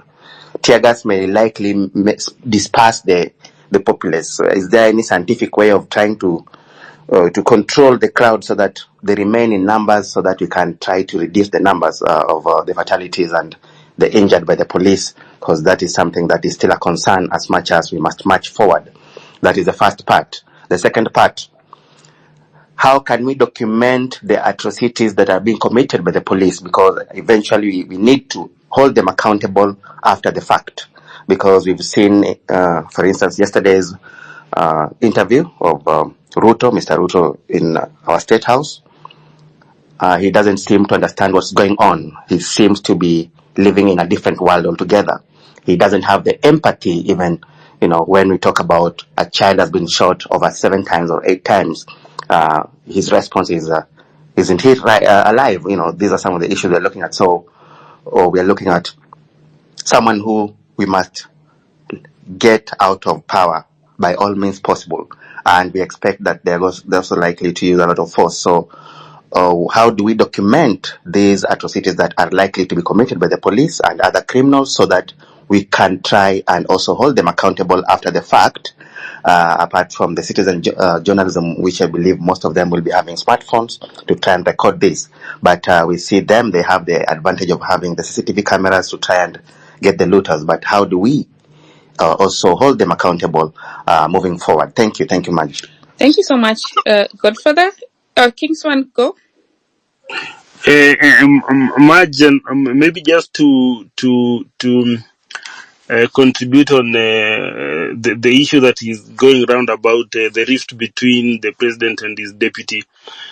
I think that is their problem as KK. And even from my tweets, I've kept on saying that whether, I saw the deputy president saying that his sons didn't approve him supporting the deputy president, then I think those are elite issues and they are not our issues. So whether already as a people, we have said we are tired with KK. So if there is a rift between them, then it is when they are divided, the easier they fall. So it is better for us as a unit that they keep on having infights, because when they are divided, then it is easier for us to attack. So for me, let's not give airtime to this, because it's just a diversionary tactic that they are trying to. I don't think if these two, they know a lot about each other that they cannot let go at this point in time. So my sentiment is, let's not try to uh, uh, give oxygen or life to the sentiments that they are having between them. They are deputy, and it's that is their own issue. Our issue is about tomorrow, about Occupy. It's about our issues as a people united together as 57 million of us. So hata wakiamua sahii waenda wakulane mangumi huko State House Road, walimane. That is none of our, wapigane, whatever their problem is, we don't give a hoot. So let's focus on the cause, and the cause is about us being on the road tomorrow, in the streets, everywhere in this country, marching peacefully, 10 million of us. Thank you, Kingsman. Thank you so much. Frederick, go ahead. Frederick, then young adults, then Deborah, on that order. Good evening, good morning, good afternoon to host and the host and our guest speaker. Mine goes to the general. The citizens are not rebellious and they are not armed, but they have a second layer of safety net, which is courts. And courts have given direct court orders that police should not use tear gas, should not abduct people, but they continue doing so. As citizens, or as the courts, what should now the courts do, or judges do, to ensure that citizens are protected? Because these orders are given, no one takes them seriously, they are just treated as paper. So what should citizens do? Because there are no arms for them. Should now courts pronounce themselves and say that now also we are downing our tools so that they can be able to protect citizens, to ensure that these court orders have some effect? Thank you. So I can answer that if you allow me. Go ahead, Dr. Hillary, Yeah, Mike, tell him to go ahead. can you I hear think he's me? not. Is everybody hearing me? Daktari, go ahead. Daktari, go ahead. Okay, Can you so proceed? Yeah.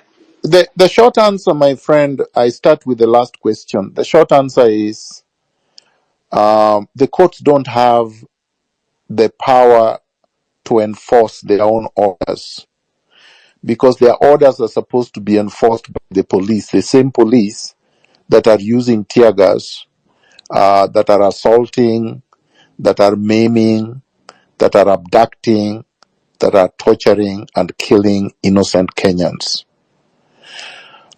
If you recall, in not so long a time, I had 35 court orders saying I was a Kenyan, I should be allowed to be in my own country, my house should not have been destroyed, I should not have been removed. They never obeyed them for 5 years. So don't think that the animal has changed. This wild beast is still the same one. The same Koome that was heading the Nairobi police is now the IG of police of Kenya. Most of the abductors and assaulters and torturers are now both in uniform and in civilian clothing, which means that we go back to what we were saying from yesterday, and I've been saying consistently on my part for years now. The power is in our hands. Ultimately, we have resorted back to the default, which is clause 1 of the Constitution. The sovereignty is now vested in us, and it's up to us to enforce all the laws that should have been enforced by the police. But of course, we don't have weapons, and we are doing so peacefully. And that's all we have to continue doing. But to do that effectively requires that we show up in large numbers. That's the only way to do so effectively. Essentially to occupy all the spaces. And if and when we do, because I don't think that it's been done as effective as we can, then there will be no tear gas. The police will be rendered impotent. There is no police that can throw tear gas to 10 million people in the CBD, for example. That would be suicide. So they won't do it. So the next question was, with respect to, I don't know if it was the fact that they have weapons and we don't, or they can come with weapons and we don't. And I think my answer still remains the same, that if we are 10 million strong, that they won't be able to do that. I think that is where we are. That is what we have to emphasize, that everything relies on the turnout. And if we remain peaceful and people can see a regime shooting at peaceful protesters, the regime loses credibility and legitimacy. Regime falls on its own weight. Even the UN, and we do have people supporting us from all the way from the UN and many of these governments right now, they will denounce the government. It will be a pariah regime and it will be subject to indictment, and their leaders will be subject to prosecution in many jurisdictions.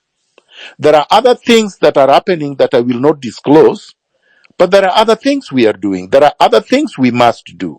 So those who work for international organizations that are here and are listening, you know what to do.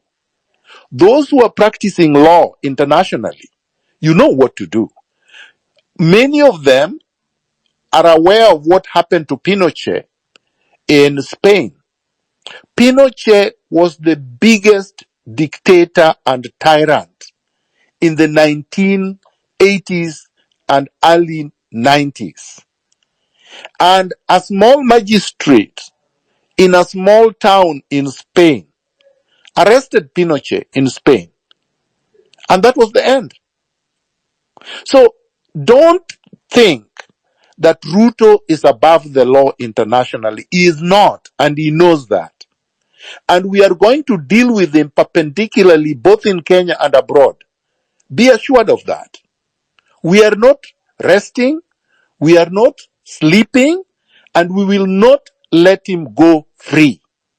We brought down Moi, and he had to accept to bring multipartyism after 24 years. What is Ruto with less than 2 years?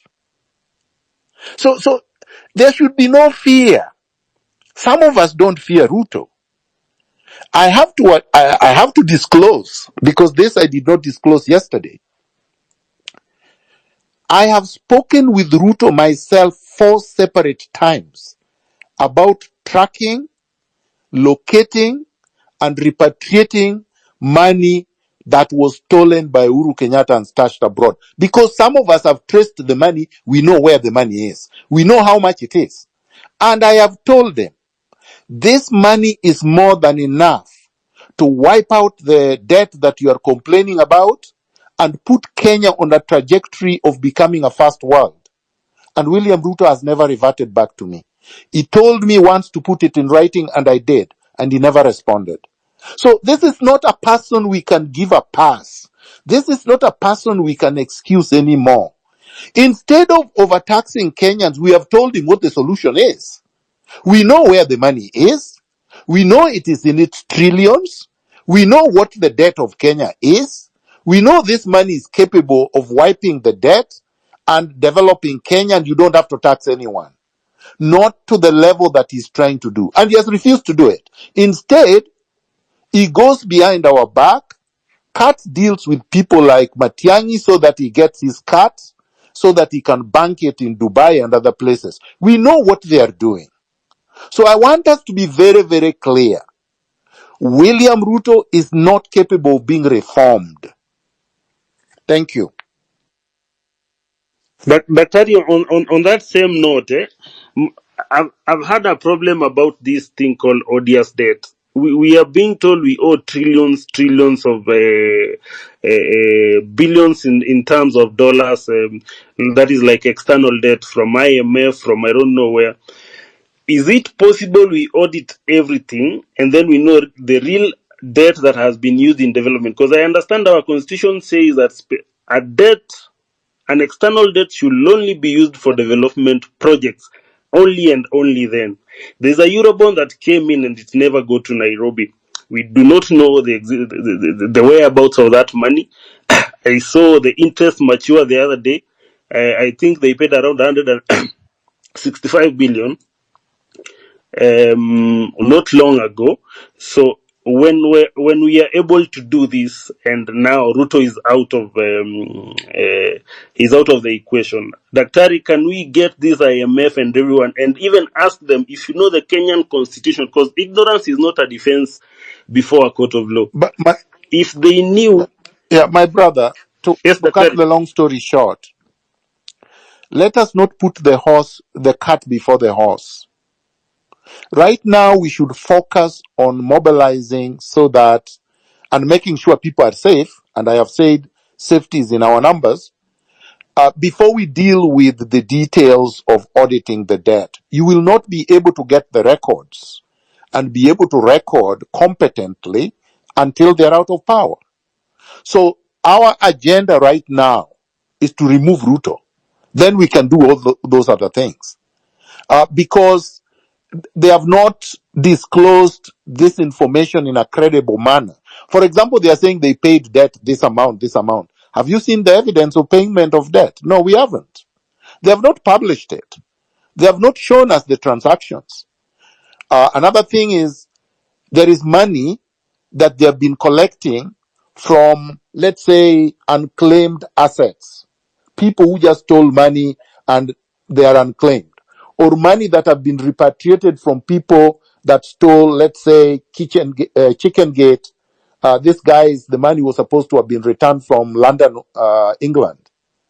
We have not seen any evidence of that money, where it went, or even this money that EACC says it keeps recouping or recovering from thieves, or cutting deals and saying that they have gotten 100 or 200, 235 million or whatever, and they have recovered from this or that person. We have not seen any record of any of that. So there is a lot of issues, but we don't want to be lost in all those details. We have to be focused on the superstructure. The superstructure is the dissolution of government, and then the process of reconstituting a new dispensation, a new state, a new republic, so that we can start afresh. Kenya is not an independent state.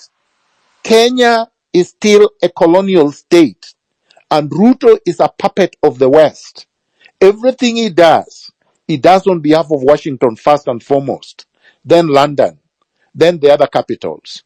Kenya comes, if at all, in the footnotes. You saw it when he spoke yesterday. He couldn't even acknowledge 8 bullets on a minor. He couldn't acknowledge the boy who was killed in Rongai for no reason. He couldn't even acknowledge that.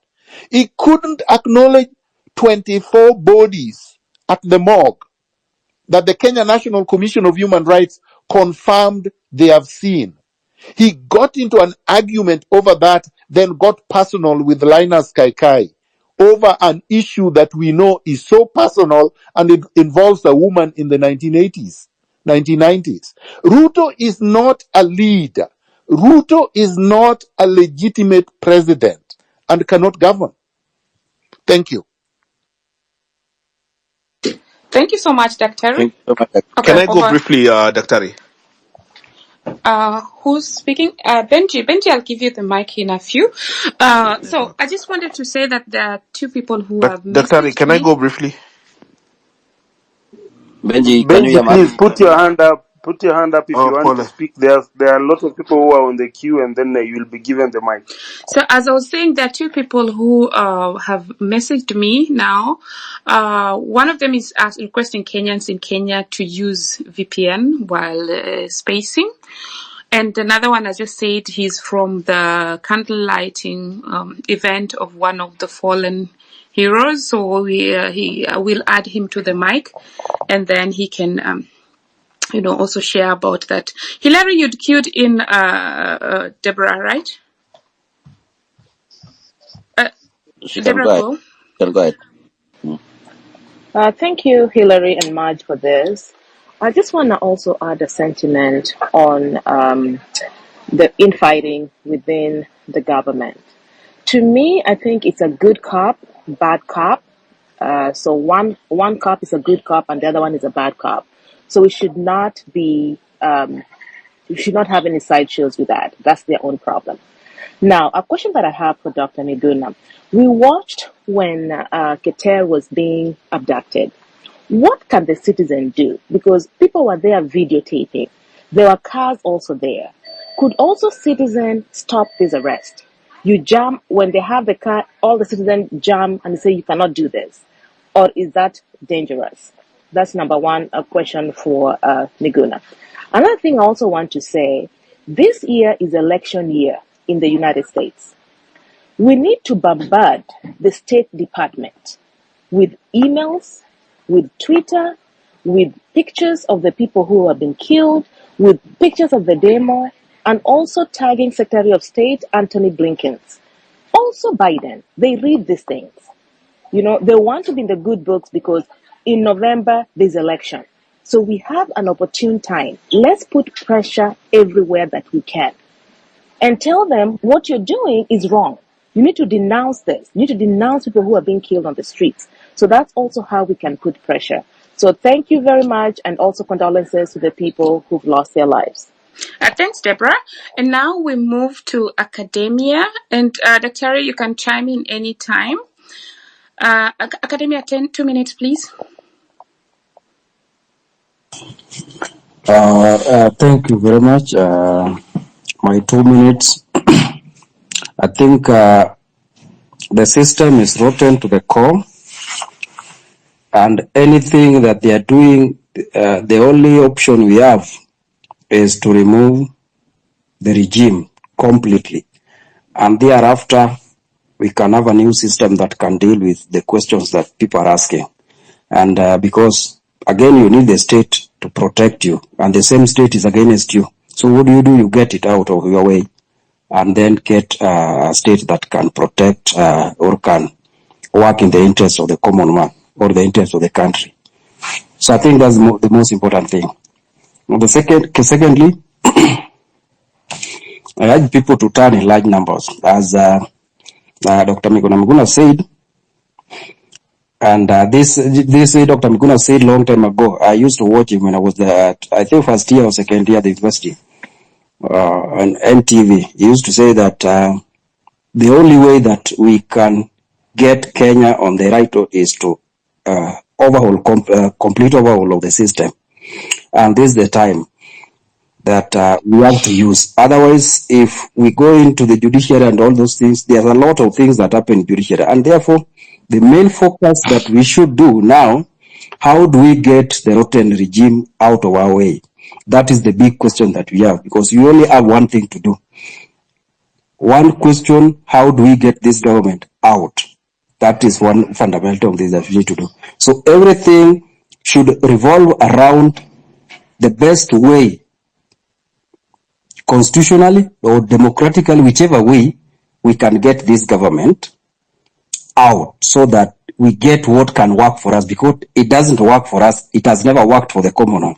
So this is an installation that was put in place to serve the interest of politicians or politics or other people's interest, not the citizens' interest.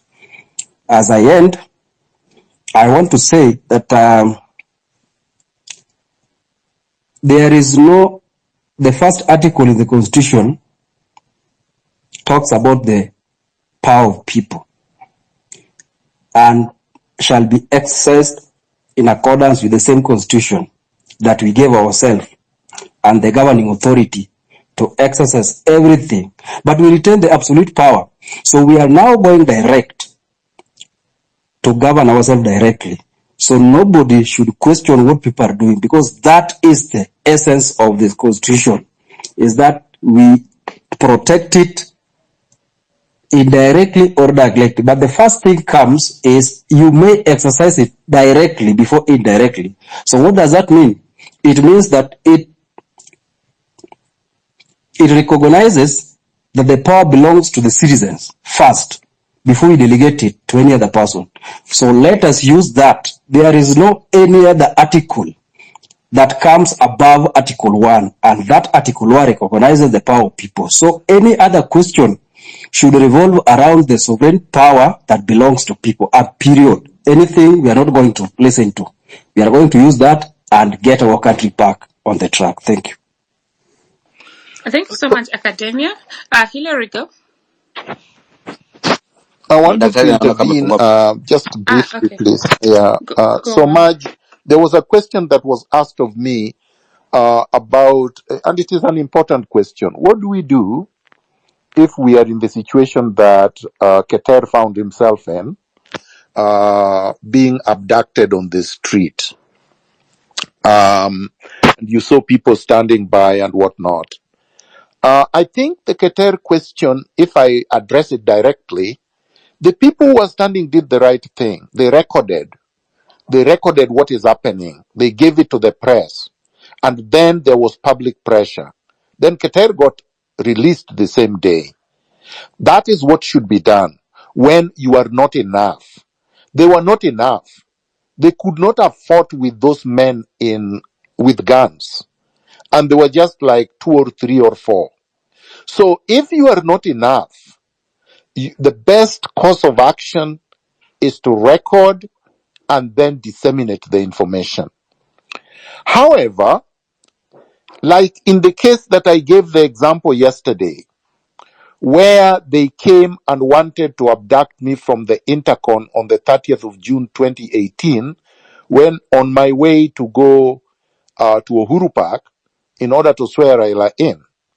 I called in the NRM troops from Uhuru Park who surrounded the hotel, the Intercon, and prevented the abduction. So if you can get enough people to surround the abductors, you can prevent the abduction. Plus, you record it at the same time. However, if you find yourself in a situation like I found myself in, on the 2nd of February 2018, when they came at 3:30 a.m. in the morning in the darkness, hiding in darkness, broke through my gate, blew through my door, and then wanted to abduct me, the only thing you can do is send messages to people who can then come towards where you are if it is at night, so that they can either try to prevent it or at least record the abduction. You recall on the 2nd of February 2018 that there were a lot of people around my house, even in the morning when they were abducting me. They shot them with tear gas and almost, I think, injured quite a number of people and still abducted me. But they recorded it.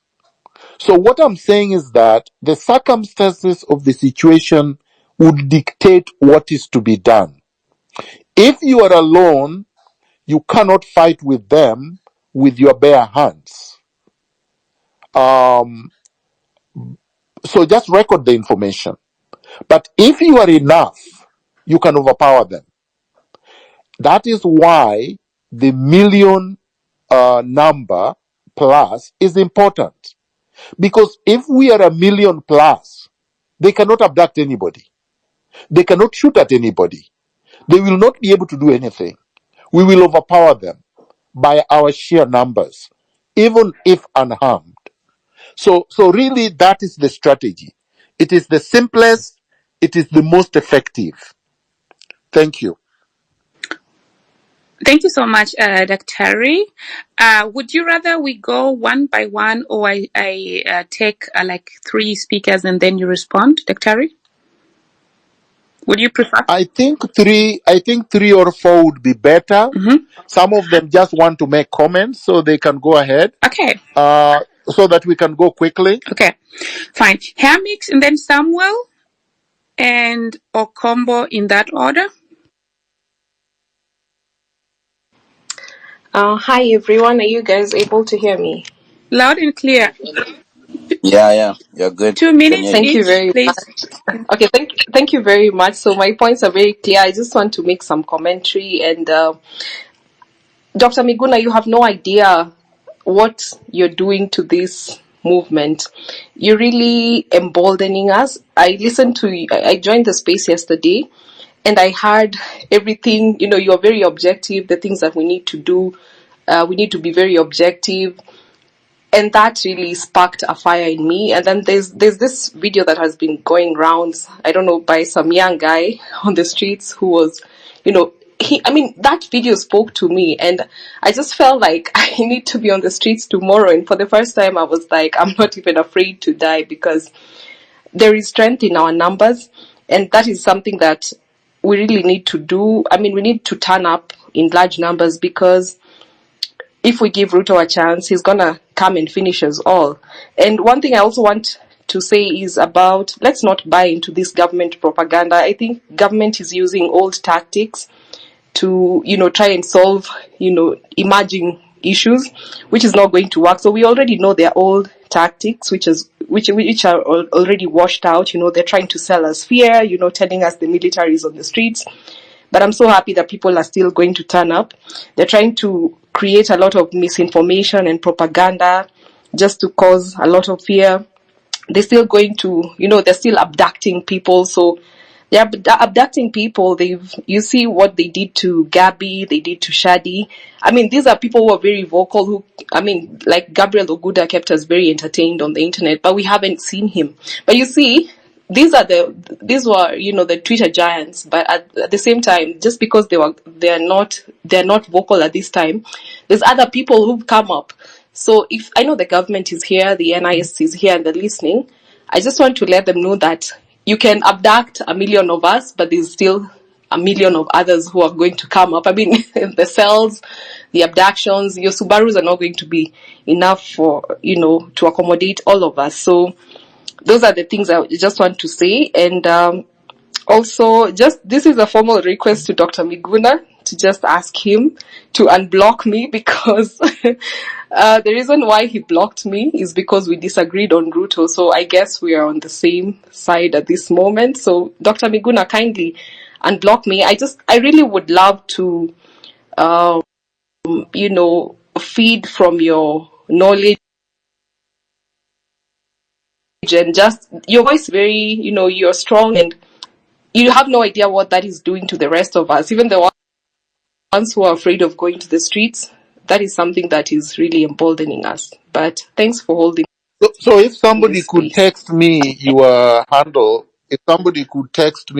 because I don't see you, I don't know what your handle is. That would be helpful.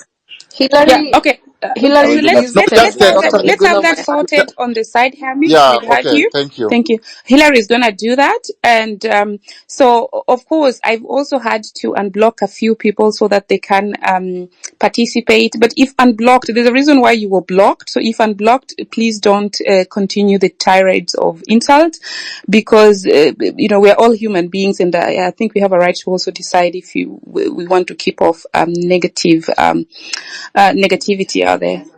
And remind them to follow each other much. Remind them to follow each other, yes. Okay, as we go on. Yes, Who's coming and in? it's very important, because now we want to be disseminating information, and so build the network by following each other. The co-hosts, the speakers, look left and right and follow each other. Now, next, just 2 minutes each. I think the Combo, you're next, and then Nelson.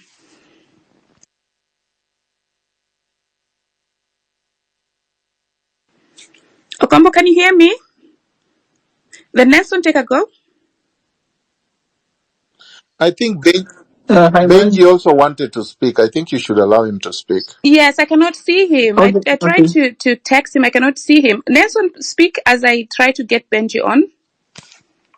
All right. Mine is not a question because Dr. Miguna has gone through so much and has explained extensively our action plan, and I allowed him for that. And thank you for being here because you have been in this fight for a long time and you have experience which most of us do not have because we are either Gen Zs or millennials, but we have the energy and the courage and the bravery to continue the fight. So thank you for leading the way and showing us, what to do. It's very much needed. My comment is going to be this. What we are experiencing right now in Kenya is referred to as a critical juncture.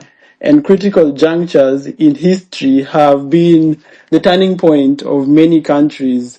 There was critical junctures that made industrial revolution possible in England. There was critical junctures in America that made slave trade to end. So and right now Kenya, we are at this point, and it is so important that we use this critical juncture to move our country to the right direction. And as Dr. Miguna says, this is the right opportunity to reboot the country. It's actually the right opportunity to reboot the system because we have been subjected to a critical juncture where it's like a crossroad. We either go the way we are used to or we change, we make a complete U-turn. And the whole country is ready for that. It's exactly what we saw in other countries when they had this exact moment, like what we have today. So it's very important for us to seize this moment and to actually change our entire system and lead our country to prosperity so that Africa can, we can lead Africa and Africa can follow suit. Also, what I wanted to say is that those people who are fearing that Ruto will shoot people like he has been ordering, like we saw the ex-military guy shooting at protesters at parliament. I just want to tell you that this small push that we have made in the last 2 weeks has made Ruto to be so scared. He withdrew the finance bill. He withdrew the land amendment bill. He has said on record yesterday that he will withdraw the funding to the wives of Kinam Davadi and, those first ladies and all that. Only this pressure has made this change that we have seen. Though it's small, but you can see that what we are doing is not something that is going to waste. So even as, we go towards Ruto must go, just know that it's gonna happen. And this critical juncture is not an isolated case. It is something that has happened in different countries around the world. And so the countries that, they took it in the right way, they actually changed. And it changed their history completely and they became first world countries. So I just want to encourage everyone. And do not think that just because we are in the diaspora, that's why we are beating the drums of war. No, it's because we have, we love our country. Like for me, I'm in Europe. Every day I walk in the streets, I see how the roads are made, even in the villages, the systems are working, and I'm like, why can't we be like this? This is the moment to make our country to be like that, so that Ruto does not have to send our sons and daughters to Saudi Arabia to become slaves and to be paid minimum wage, because no one in these countries will pay you like they pay themselves. They will pay you minimum wage, and it's even lower than minimum wage, because I saw Ruto was saying some people will be paid $1,500. That's below minimum wage in most countries, like in Europe, in Saudi Arabia. In Saudi Arabia, the salaries are even 10 times higher than in Europe. So if you're being paid $1,500, this is you're a slave. You're a slave. So Ruto is sending Kenyans to become slaves in these countries. Okay. Thanks, Nelson. And can we please try to stick to 2 minutes each? And then you can share. Would you please give me a chance to speak? Because you gave me a chance, but the mic seems there was a problem. Okay, there's a lot of mic issues. But I think as much as they come back, they need to raise their hands Yes, so that yes. So you can not just Tabitha and talk. then Paul, and 2 minutes each. So that let me explain Once your 1 minute is over, I'm going to raise my hand, and then that means you only have 1 minute to go. So once you start speaking, kindly check on my profile, at least for time orientation, because there are many people who are waiting. And let me try to add Benji again. I don't know what's wrong with his handle. He dropped again. Tabitha, and then Paul. No, there was Wakili. Tabitha, and then MC Wakili. Yeah. Thank you very much, Marge. I hope you can hear me all. I'm Can you, Tabi? I'm Yeah, Tabitha go ahead. Kutu. I come from Sierra County. I am so happy that at such a point we are having a conversation that is creating change and is going to create impact in what we'd like to see in terms of governance and how things should run in Kenya. I have a question to Dr. Miguna. On Thursday last week, I was preparing to host a summit for the youth in Sierra County. And I was, as I was going through the town, and there was the protest by the youth in our county, and I witnessed a shooting of one youth by the police in Sierra Town, as one person who was trying to ask questions of why would you shoot a young person who's really protesting about the very hard situation of life, and the youth was just crying that they have graduated, they don't have employment, and the police ganged up, and the people who surrounded me were saying that there had to be one person to die for the youth to, calm down and, try to do these things in an orderly way. So as a person who felt agitated, what can I really do? Because I really feel that if it is not addressed, then many other youth are in the process, even in the next protests, are going to have this kind of fatalities. They're going to perhaps be shot dead again. And yet what they're asking for, and what we are really asking for as the young people, is a transformative way of governance and our issues to be heard. So how do we move from here? And what is the role of the general community? Because I believe that we have a role to play. So how do you deal with such a situation where others feel like it's vindicated or it's okay that the police had to use one youth so that other youths could stop being rowdy as they claim? How do you deal with this? Thank you so much, Tabitha. Maybe Benji can go, and then Dr. will answer those questions. Benji, over to you. Much obliged. Thank you, everybody. Thanks, Dr. Miguna, my friend. I just want to express my deep disappointment. Is it talking really much? Nobody's speaking. No, Benji is speaking, but I think somebody is tampering with your mic as the host. But you cannot drop, because if you drop, Okay. you're gonna the whole space is gonna drop. He is indeed speaking. I'll text you what you can do. But Benji, please All proceed. right. Yes, Go ahead. madam. I was just saying that I'm deeply disappointed and, to be honest, extremely concerned. Here is a country in a deep crisis of the president's own making. We have now, for more than 2 weeks, just been completely inside of a revolution. We are on international news in every channel. Al Jazeera have done a documentary. Unarmed youth are being shot. Parliament has been banned. The Chief Justice's office has been banned. Ruto gave an interview yesterday. It is now 24 hours. Ruto seems paralyzed and trapped. I don't understand what his problem is, because it is obvious even to a child that from the beginning we had issues at vetting of the cabinet, at selection of such nominated parliamentarians as Karen Nyamu.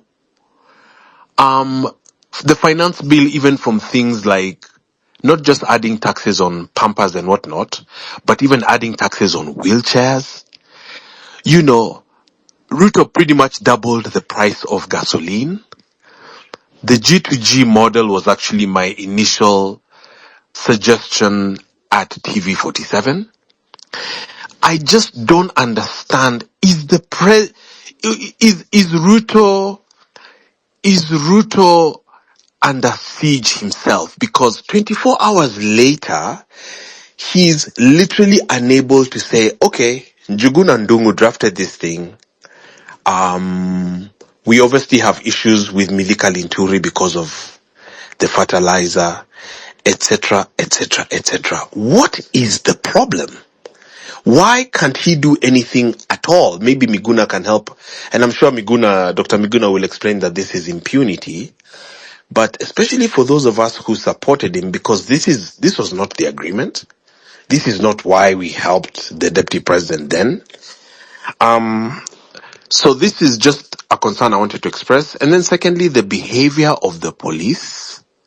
And maybe if I could just, I'm able to get a lot of, sourcing and whatnot. So it's very difficult now to massacre Kenyans. So this is actually last week was the safest, to take an action and get, a proper regime change in effect.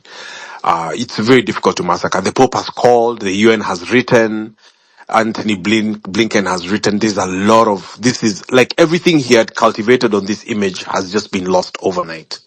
So to massacre is very difficult. Maybe lastly, the last concern I would like to especially express to constitutional lawyers like Miguna and just people who are active citizens out here like myself and others, Cheretich and whatnot, is if he goes, which it looks like he will, let us really have a strong voice to avoid confusion, to avoid opportunism, because what happened in Sudan, then you have a transitional, task force of sorts, then it fights with itself, then the military has to take it, then the military starts having divisions, etc. So let's put some thought into that, so that then the transitional instrument gives us an opportunity to start afresh. We have problems at every level, but the good news is that they're solvable problems. Those of us who've been activists for a long time, we've been talking this language for years.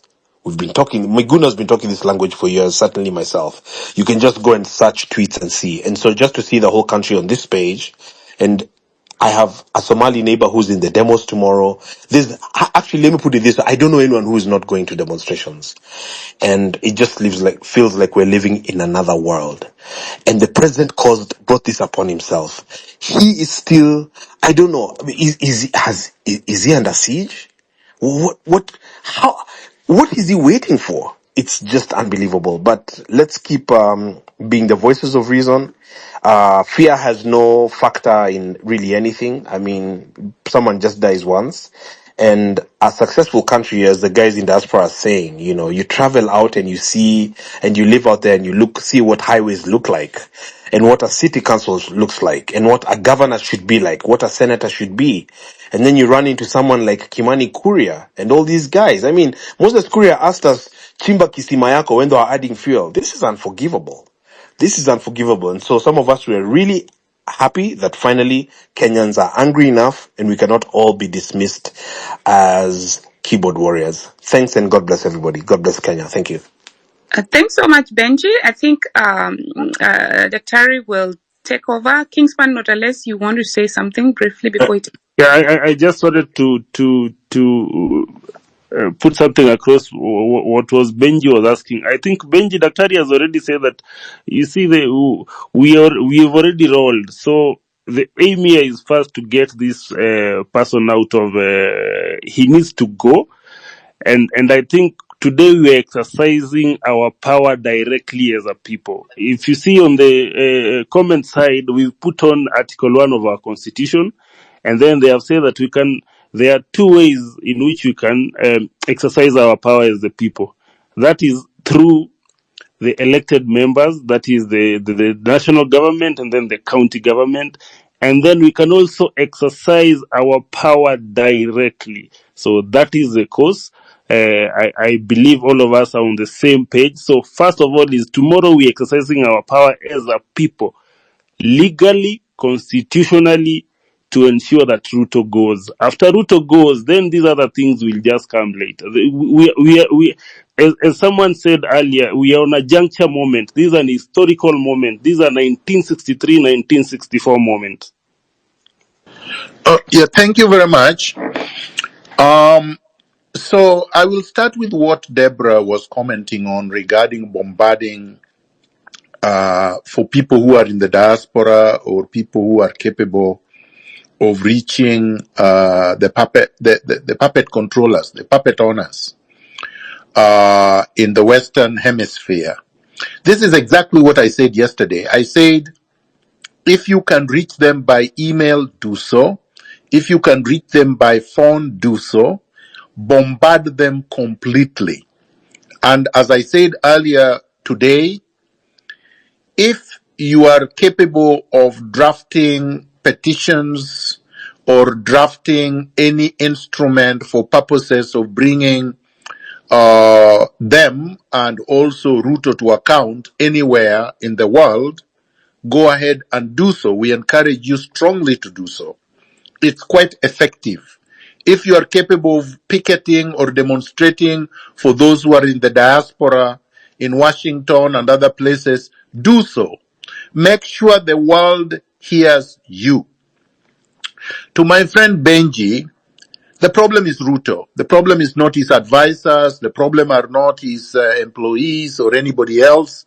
There was a time I spoke with a friend of his and a confidant of his. And I asked, what is the problem? Why would Ruto hire this kind of people? Why would Ruto hire Meteka Linturi or Aisha Jumwa or Moses Kuria or any of these dunderheads that would not be able to write their names on a full scale? Some of them are so drunk 24 hours that they wouldn't be able to do anything, even in the offices. And the guy told me, I asked him the same question, particularly when he appointed so-and-so. I'm not going to say the name, but the appointment was so ridiculous. And Ruto looked up to him and told him, first of all, who appointed you my advisor? Essentially saying, you're my friend, but you're not my advisor. Secondly, who told you I appointed them to work? In other words, Ruto says he's the only one who is supposed to do everything, and these people are supposed to be puppeteers who follow his direction. So whatever has happened, he has directed. Whatever has gone wrong, he has approved, authorized, and directed. He is the problem. He thinks he knows everything and he knows what. He thinks that Kenya is a chicken coop that he can micromanage. A country is too big, too complex to be micromanaged by an individual who does not know his left from his right to begin with. Being eloquent is not knowledge, and we must disabuse him of this. A country, even if you are the most intelligent, you wouldn't have enough hours to be able to dispense your knowledge on every sector in every sphere. So Ruto is the problem. And then the regime he put in place must fall with him because he brought them up and they have failed us. So I believe I'm answering Benji in a way that we are dealing with a psychopath. We are dealing with I wouldn't even call him a demagogue. He's worse than a demagogue. There is no English word to describe Ruto right now. He has metamorphosed into something too dangerous, too complicated to be understood even by Ruto himself, as we could see when he was being interviewed. So we are past redemption. We are into reconstruction, replacement, and punishment. Unless he decides on his own just to go into exile, in which case we can also bring him back. But as it is right now, he should resign, apologize to the Kenyan people, and maybe we may forgive him after he has brought back all the money that he has looted.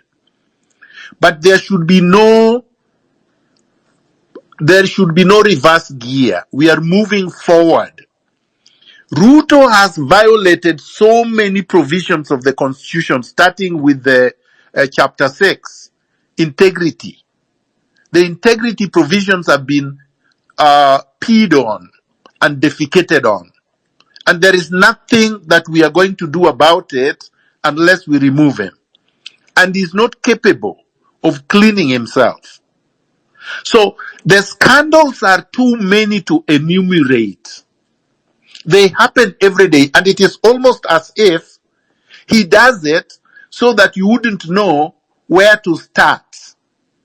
Because would you really start with the fake fertilizer? Or would you start with the scandal about edible oils? Or would you start with the housing levy? Or would you start with the 700 million for every infrastructural development, 700 billion for every infrastructural development that they have so that they can steal? Or should we start with Farouk and his thugs, or Oscar Sudi? What is it? There are too many to enumerate. His foreign policy is in complete chaos. He is the only African leader supporting the genocide in Palestine. Like, that's just not forgivable. He's the only one supporting the genocide in Sudan.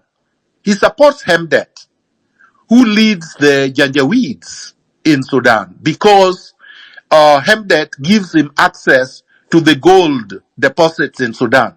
I mean, we can go on and on. Ruto is irredeemable.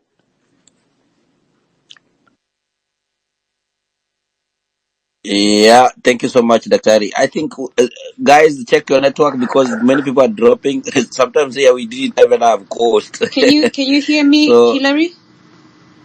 yeah, I can hear you, Kumukeni. I can hear you. I can hear you very well. I don't know who's coming next. We have Mwaura, we have Mwok, Can I just Miriam. I just wanna You can hear me? real quick, Hillary, because Okay, go it ahead. seems like we are beating this horse that is already dead. We've all agreed we're going to go take Ruto out. So I don't see how productive it is for us to continue talking about getting Ruto out when we've all agreed. So Right. and it keeps being pushed away, but this is a conversation that must be had. What is the way forward? We are having these rooms. It is best to use them for that, so that if there are skilled people in these rooms, they can start coordinating and organizing for that purpose. The other thing too that's not being addressed is the white elephant, the huge, no pun intended, white elephant of foreign interference that is not being addressed and keeps being pushed away when it is a very important factor in building a secure and sovereign nation moving forward. So please, if we can move the conversation towards those two things. Asante. But Madam Host, I thought we dealt with the way forward yesterday, and I thought we generally agreed. I'm not sure what the problem is, unless somebody has another I idea. can confirm your position, Dr. Miguna No, it hasn't but I've not had any contrary position. Then let's have a briefing of it. Why don't we have a briefing for those who didn't hear? Because clearly I didn't hear it. Let's have a briefing. What hurts in us Okay, having a but were briefing? you here yesterday? I didn't hear a way forward yesterday. There was a comprehensive way forward yesterday, and it's even on my X handle. Really, if we are going to go back on what we discussed yesterday, we will not be able to move ahead. So here is my quick I've even question. published, let me finish. Okay. I've published a 2-page document, which is on my handle, summarizing what we discussed yesterday. I understand that, but it Right. still does not address the issue of foreign interference. I have listened to you, I have read it, it's still not addressing that. In fact, we continue to talk about let's do protests, let's force these foreign entities to. These foreign entities are intentionally doing this to us, so there's no going to ask No. I think you're taking us back. Let me address No, I'm that not. once and No, I'm for all not. today. Hold on. Please, Madge, please, No, Madge, no, no, no, no. no. With Madge. all due respect, thank you, Hillary, for taking charge. Let us not divert. If you want to talk about foreign interference completely, we can have a space for that. Miguna was invited for this, and let's keep to the topic. I know that there are people who have different agendas, and they want to push them at all costs. This is not the place for it. Create a space, invite us, we're going to come to discuss that topic, in accordance to our priorities also. That was an issue that was also raised here yesterday. Dr. Miguna talked about it. And yesterday, the space was exclusively about the way forward, which Dr. Miguna actually intensively explained and has, as he says now, also put up documentation. If you have other agendas to all the speakers here that you want to fuel, please go ahead. It's a free world. Just don't do it in this space. Now, Madge, yes. Maj, let me put that question to rest. And I'm sorry we have to do it, but we're going to do some of these things over and over again. You're not going to address foreign or intervention or foreign interference if you're not in charge of your government. If the foreigners have captured your government and it becomes their puppet, the only recourse you have as an intelligent human being is to replace the puppet. You're not going to be able to deal with a foreigner you have no access to that is interfering with a third party you have control over. You deal with the agent or your employee you have control over. You fire him or her. And that's what we are doing. The moment we fire Ruto, which is what we are doing tomorrow, then that foreign interest or the interference will end. Because then we make sure that we don't get it anymore. We deal with the issues. The logistics of dealing with management of our foreign affairs or dealing with affairs of state will be dealt with by the National Transitional Authority together with the public and everybody else. So let's not get into these other side issues. The main issue is removing Ruto. The logistics of doing that people can present on the table. How do we get to the CBD, for example? That's a good question. Where do we congregate? What do we chant? Do we go to State House? These are things that people can talk about. How about people in other places like Mombasa, Malindi, Mandera? Which spheres, which public spaces should we occupy? These are things we can discuss and agree on. Yes, they will pour the police there, but if we are there in our numbers, the police will not be able to do anything. Thank you much. Thank you so much, Daktari. And now we move to Maura and then Mariam Rose in that order. 2 minutes each, please. Mook, I saw you. I skipped you. You go right directly after Miriam and then Abdi and then Daktari will answer your questions. Over to you, Maura. Okay, thank you, Maj. Thank you for the space and thank you, Henry. I just have one question to Daktari. It is somehow a constitutional question. Now, I knew before the 2010 constitution came into place, the president could dissolve the parliament, that he could defer the vice president, but that one is no longer possible in the new constitution. Now, Daktari Miguna, does the current constitution of 2010 envision a situation whereby, like now, we want to remove Ruto, and then he has to resign and his government has to resign? Is there an article that can take care of that? And the reason is this. If now tomorrow, if Ruto gets the heat too much and he resigns, what happens next? Who dissolve the parliament, the cabinet he can dissolve, but who dissolve the parliament and the governors and such? And what does the constitution say about that? Can you try to clear that to clear that one for me, Dr. Miguna? Because I know about the old constitution, but for this one, I don't know whether that's a situation. The constitution revision is such a situation. Thank you, Dr. I'll jump in quickly. Okay. Clause 1 of the Constitution gives the citizens of Kenya power to take power and exercise it directly from their elected representatives whom they have donated power to under the Constitution. So which means the people can say Ruto and his entire government are fired and they should tender in their resignation. Or they can say you have deemed that they have already resigned when you occupy these public spaces and say nothing will go on, there will be no government until they vacate your offices. Those are our offices. State House is ours, not Ruto's. Arambe House is ours, not Ruto's. All government offices belong to the people. And we can tell them to leave, which is what we plan to do tomorrow. And that is done under Clause 1 of the Constitution. Thank you. Thank you so much, Daktari. Miriam, over to you. Thank you for the opportunity. So I have three things. One, I wanted to just make an observation. It's something I felt. It's a feeling I had when I was in these spaces this evening, and there was a lot of energy. I'm very empathic. There's a lot of agitation and restlessness, but it's in our favor, I should say. I actually strongly believe we shall win. We don't till 2027. Ruto and the system will be overturned, and we will be the case that the rest of Africa is going to look up to.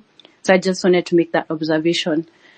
There's a lot of energy, agitation, and restlessness in the air right now.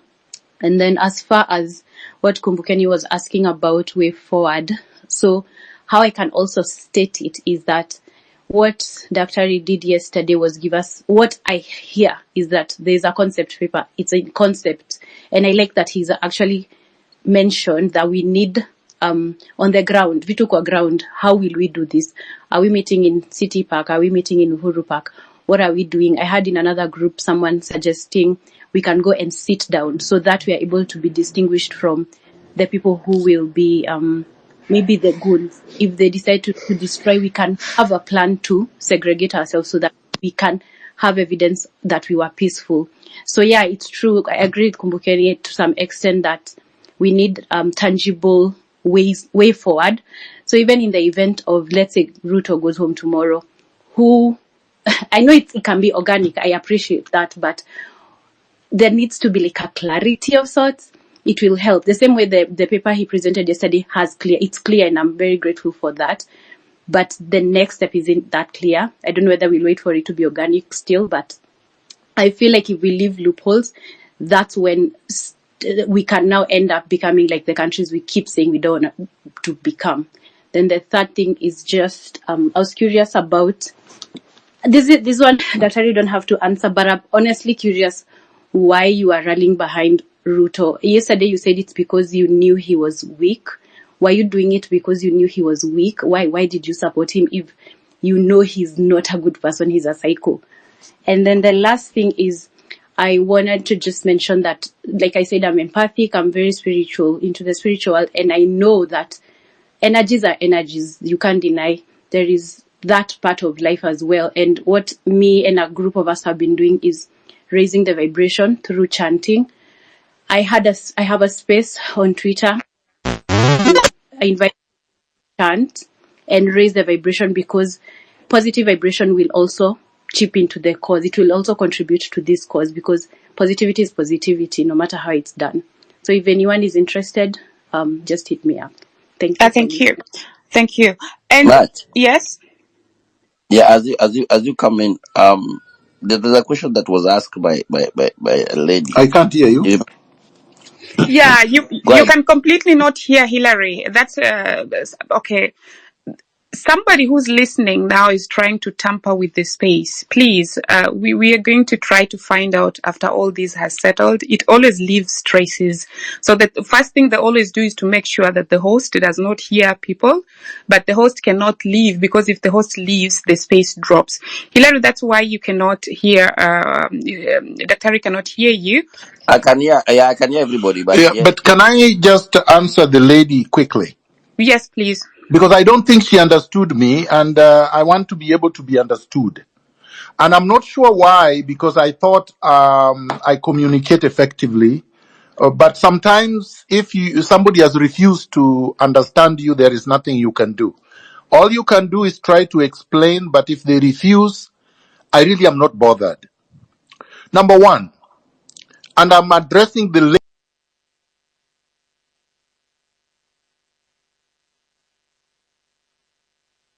Dr. has now dropped. Hillary, kindly check on him. I just saw him drop. So, but as I put in the other person, in the next person to to speak. He dropped while he was speaking, so it's not like he really, let's see how he comes back. Hillary, can you please check with him? But Miriam, I think Dr. yesterday explained why he supported Ruto, and I'm going to explain it, and then he can also come and give a summary. So according to him yesterday, he said he supported Ruto because Uhuru was trying to impose Raila as the president. And he wanted to do away with the idea of a sitting president imposing another president on us. Miriam, that was clear. So please, let us be objective. I know that is what he said. Even me, I had that question before, but that is his clarification. So once he clarifies something, I think it just saves time. When the things is clarified, we don't put him through answering again.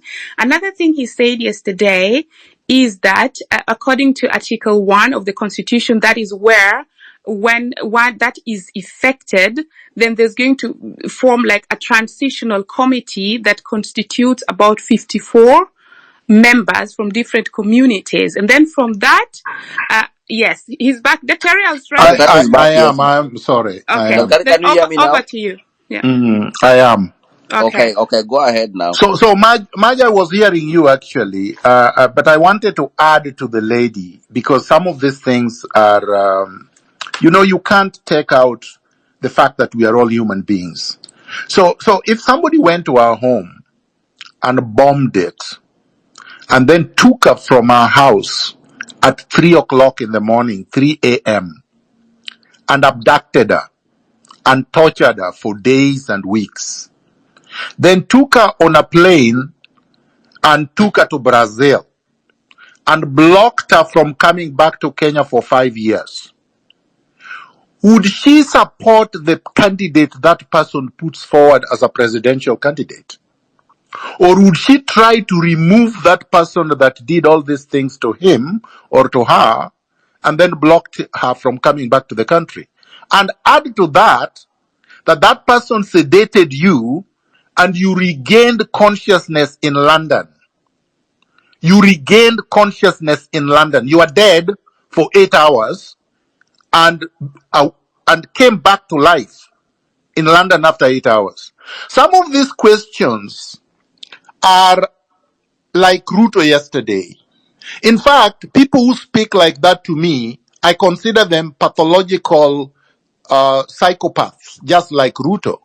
Because it's like you don't want me to behave like a human being. How do you have the audacity to challenge my choice of trying to replace the people who did this to me? Because I'm a human being. They did this to me. And this person who did this to me had declared, and their supporters like you had declared, that if they won the election, I would never be able to step onto the soil of Kenya. I would only come back as a corpse. So let us be honest with ourselves. Let us be objective. And above all, let us try to exhibit some humanity. Because I know many of you have never been tortured.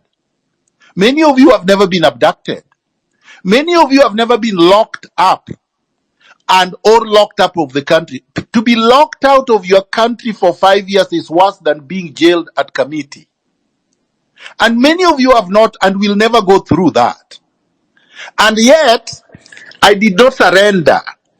I did not go to Uhuru and say, forgive me. I did not do what Raila did, go and get money and keep quiet. And I've not kept quiet up to today. You owe me a thank you. Thank you. Thank you so much. Thank you for clarifying because I'm not against you. I always follow you. It's just good to No, Miriam, can you please proceed? that when I'm able to Miriam, okay. You're muted.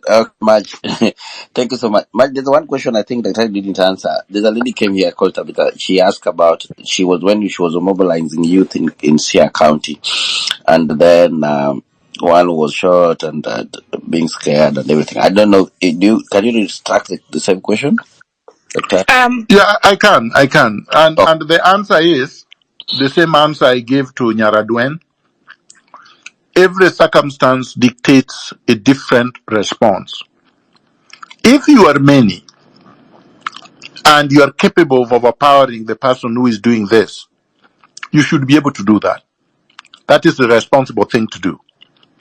If you are few and you have no capacity to stop the person, record the person, let us expose the person, let us unleash our youth on that person.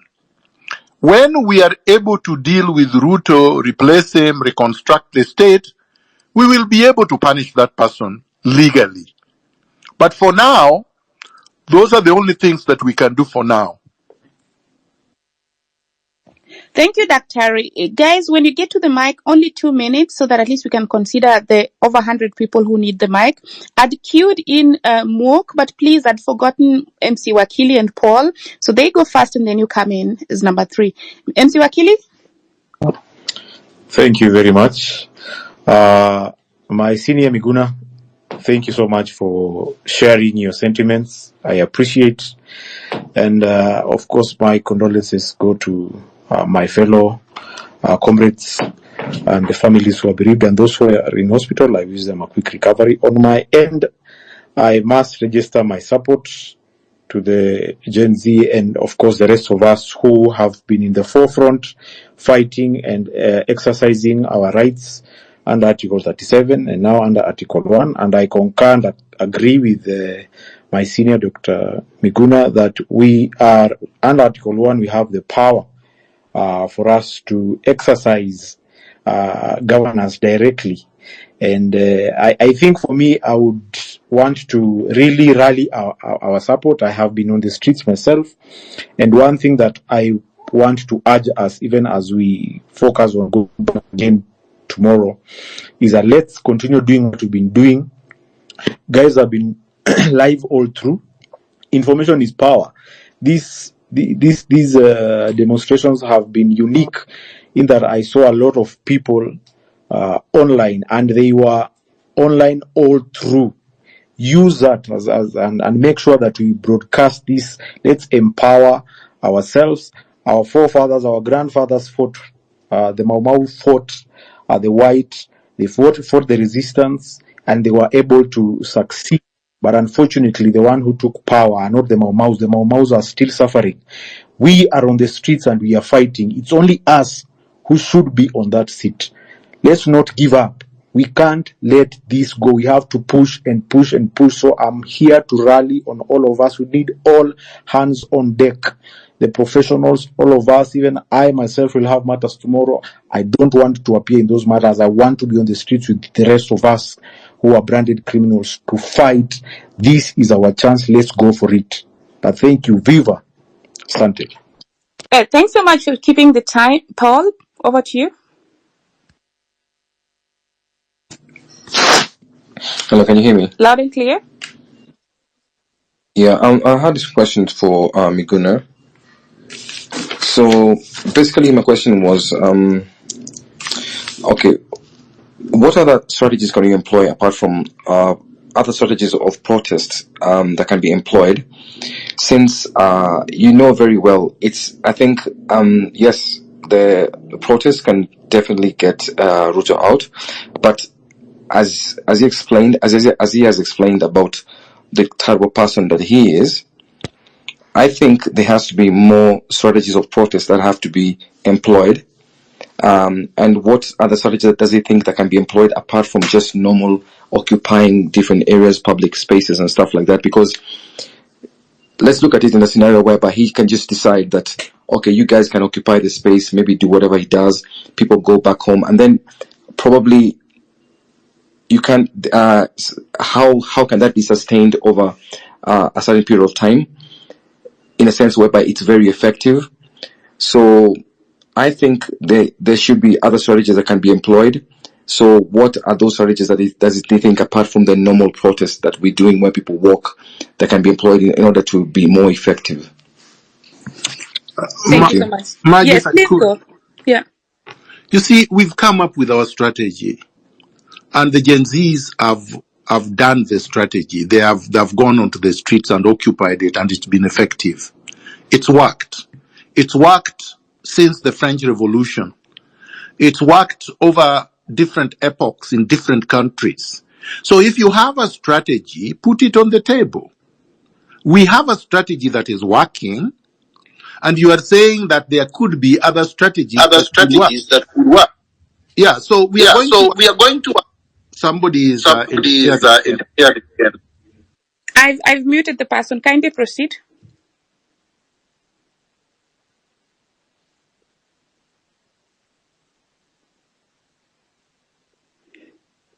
Kindly proceed. I muted the person. Dr. I'm saying this is the strategy that we have. This is the strategy that has worked over the centuries in different countries, different continents. This is the strategy that has worked in Kenya since 2 weeks ago. So there is no reason to adopt another strategy. If you have a superior strategy and you think ours is inferior, then you better present it to the people. Ours is working. Present yours. Thank you. Thank you so much, Dr. Paul, I think at this point, really, they said never touch a running system if it's running now. I think we leave that to that. We leave it at that. Mook and then Abdi. Thank you for giving me the opportunity to speak Mook also. Nyabinda, can you hear me? Can you hear me? Otherwise, Abdi, go. You can hear me? No, he's talking, Marge. He's talking. Okay, I then can I'll hear have to him. log out and go Okay, and you can hear me come now? back again. Yeah, okay. Yeah, go ahead. Go ahead, bro. Okay. So, hello everyone, and thank you again for organizing this space. And thank you to Dr. Miguna. And I think we should be the 10 million strong. There is no doubt there is a lot at stake and wrong in our country, and people are angry and frustrated. It's our duty to speak up and to go to the street and to fight for our rights. Kenya has been facing numerous challenges for sure, and that needs action. As we said in this forum many times, there is an economic hardship. The cost of living has soared, making basic necessities unaffordable for many people. We have even to increase our remittance to meet that gap. Corruption has been rampant within the government and has really drained public resources. Mismanagement of public funds and lack of accountability have perpetuated our culture of impunity. Human rights violation, increasing reports of police brutality and suppression of peaceful protest have violated citizens' fundamental right to express their grievances. And definitely there is also the inequality gap, the rich and the poor, that continues to widen. We need a change in leadership that prioritizes transparency, accountability, and well-being of all the citizens. We are committed to social justice, 100 million strong, and we go on. Viva. Thank you. Thank you so much, Abdi. And Daktari, thank you so much for being with us here. I would take it differently from the one question that keeps on coming. I think we have already the solution and we are not going to address it again. So if you're coming to ask way forward again, and yesterday you went through it, we will give the mic to other people with other questions. So, Mok, you'll go. Madge, I hope you can hear me. I can hear you now. Yeah, I can hear you. I can hear Yeah. you, really. Paris. Okay. Yeah, I was just going through we are not going to address that question that Doc answered yesterday intensively. So people that are going to take us back or maybe divert our conversation, we are not going to give them the mic. We drop you from the mic if you're going to take it on that aspect. And it's not going to be like it's rude. It's going to be like you want to go forward and you keep on backtracking us unless you have an ill motive. So Husam, you'll take the mic. And then Marge will continue from there. Me, I'm here to back you up. So carry on. You're doing a good job. And Daktari, thank you very much. Husam. Yes, thank you, Daktari, for being here with us today. We really appreciate your time. Hillary, for hosting the space, and the co-host also. Now, mine is just very briefly to thank you, Daktari, for giving and guiding us with a very clear and concise method and way forward. I think there's a lot of noise and many distractions with regards to the discourse which is currently going on. You know, there are very many diversionary discourses which are currently being propagated at the moment, and we really appreciate that, Daktari. Daktari, my other question, possibly if you can guide us also, is in the peripheral towns, in towns like other towns like Mombasa, which do not are not where the parliament is not domiciled in. What is the most advisable course of action for the small towns and which are not the capital? What can we do? Just briefly, if you can guide us on that. And Santeni Sana, if everybody can turn up tomorrow, I'd like to wish all Kenyans very happy Mandamano, and condolences to everybody who has lost their relatives and to our foreign comrades. Back to you. Maj, thank you very much. Let me be brief. I think Kenyans have done us proud in the last 2 weeks. They have held protests everywhere. Protests have been held. I have videos of even little children who probably are not even 10, singing in the villages, Ruto must go, Ruto must go. So it's caught fire and it's everywhere. Let's make it that way. Those in Mombasa know where to congregate and protest in the loudest terms possible so that they can be heard. And we let it be organic the way that it's been. They will choose where to go, where to hold protests, how to hold the protests, and then they will go and come back. If possible, if it was possible logistically, the most effective way would have been to occupy one place in the CBD and not leave for the entire period until Ruto falls.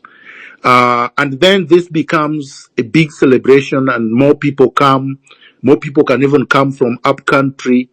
But we leave it to the Gen Zs on the ground to decide whether that is what they are going to do or they are going to do it one day at a time.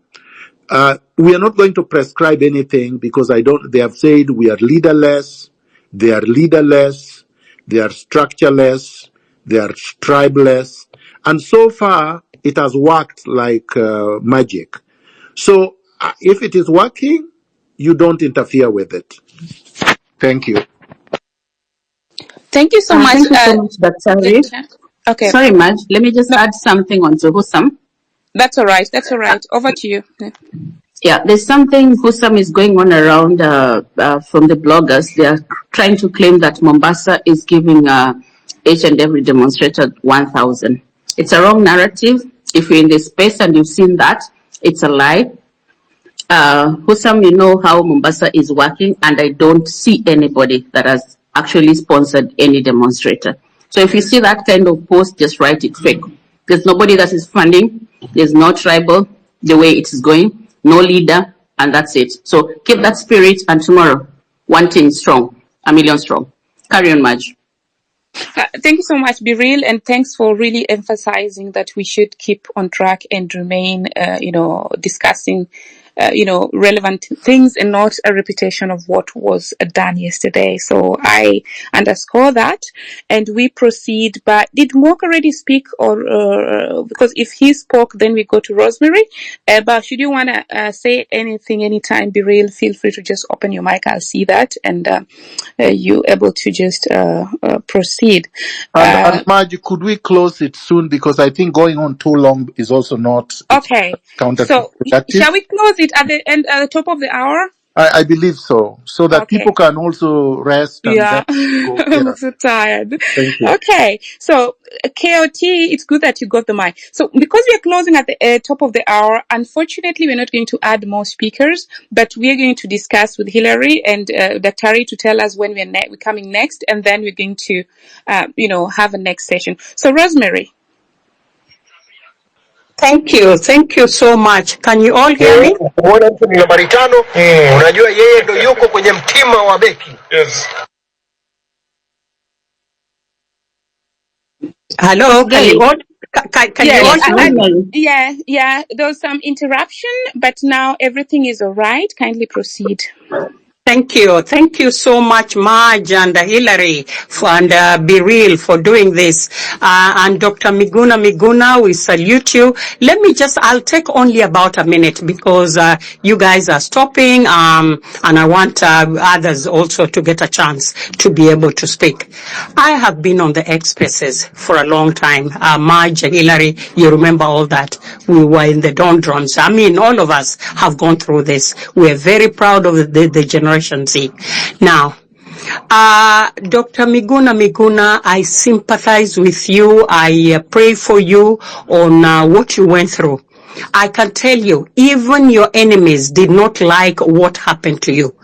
Well, all of us, we are not boarding. That is one of the hashtags that we've used. And why am I bringing it up?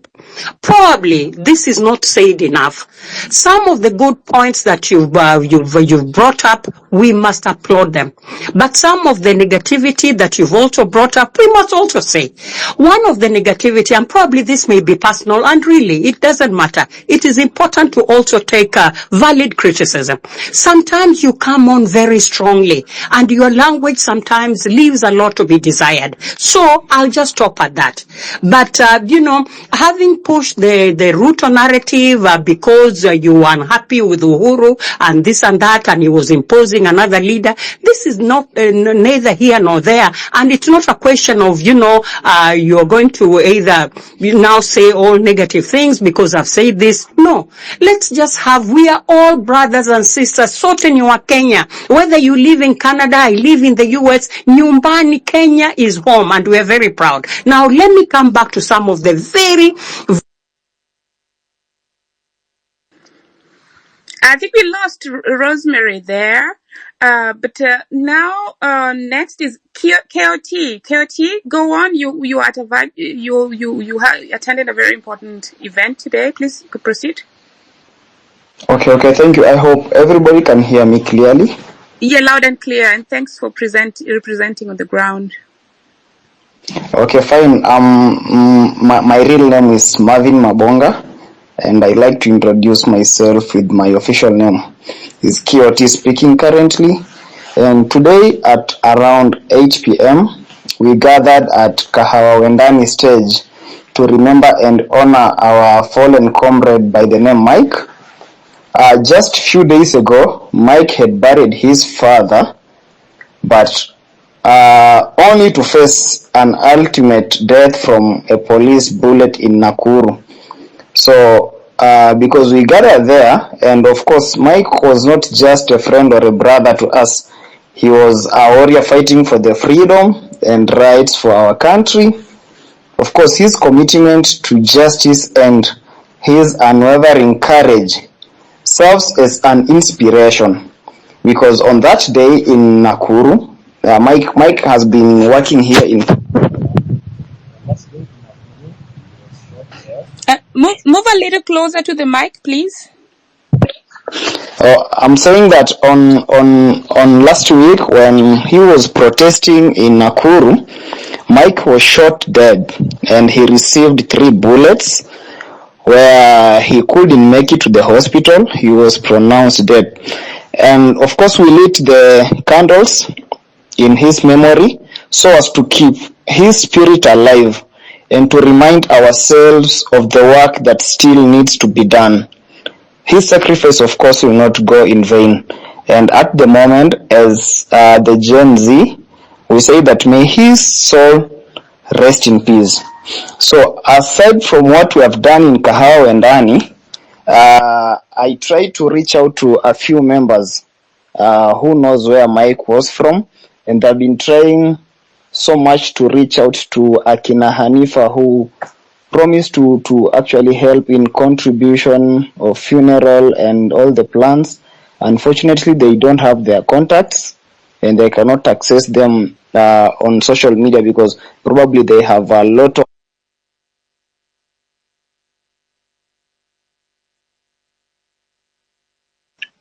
I'm sorry to do that. Okay. TOT, I'm sorry, forgive me. we really had a guest, and I'll address you differently, like separately on this. Kindly allow me. We need Daktari to wind up so that we can close with Daktari, and then you can have A or B. So if you don't have a question, I'll allow you to stick on the mic. But if you No, don't have a question for no. Daktari, Hold on, please be real. Kindly, I yes, think he is looking for ways of having the compensation. Or there was a money that was being collected, and there was an Hanifa stated that they cannot pay out without reports from the post-mortem reports. So probably it's about the process there. So I would like to encourage you, KOT, to really just check with Hanifa. She made a post there so that at least they can be able, if there are any questions we can clarify. You can also just inbox me so that we can follow up on that. Is that yeah, fine, that's why I KOT? said we do it Okay. differently. That I also have the contact, and then we'll try to address it differently so that we don't have to hold up Daktari. That's why I wanted him to Okay. hold it Thank up. you. Back to you. Is that okay, KOT? Are you okay with Yeah, that? sure. Yeah, Yeah, sure. There is kindly. no harm actually. We'll help you out in that, and then so that the family can be compensated because the money was already out. We just need to wind up with the people with questions so that you can release Dr. He's been here for a while, and we want to respect his time so that when we invite him again, he can actually come back. So if you don't have a question, I'll take it from here kindly. If you have a question, just give me a hand up. But if you have a comment, we'll take it after Dr. has left. Can we all agree on that? So if you have a question, give me your hand up. Moses, take the mic, and then Kingsman. Moses, Thank kindly you go so ahead. much. Thank you so much, Marge and Hilary and Beryl for this opportunity. It's been so long being in the spaces. But I've actually been following the conversation since the onset of these peaceful demonstrations. And so far, we've seen how it started peacefully and to the violence coming in, causing a lot of chaos and a lot of unnecessary saga. So the only thing I really want to direct to Daktari, it's based on a letter that actually also has been making rounds online. And still in regards to the letter, I want also to maybe get clarifications on maybe what can be done. I remember last demonstrations, there's this thing that is really going on, and I feel it's really time that we come and address it.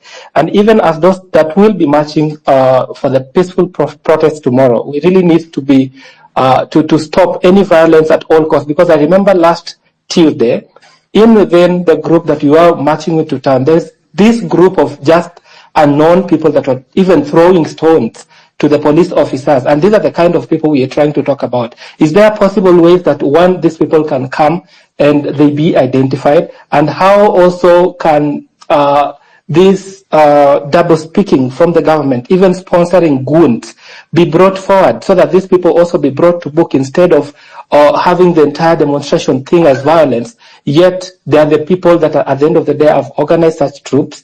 And lastly, how possible, how valid is the letter that is really coming from the Office of the Director of Public Prosecution that is so much talking about applying the full force? What really happens to the perpetrators? What really happens to those that are already victims to this?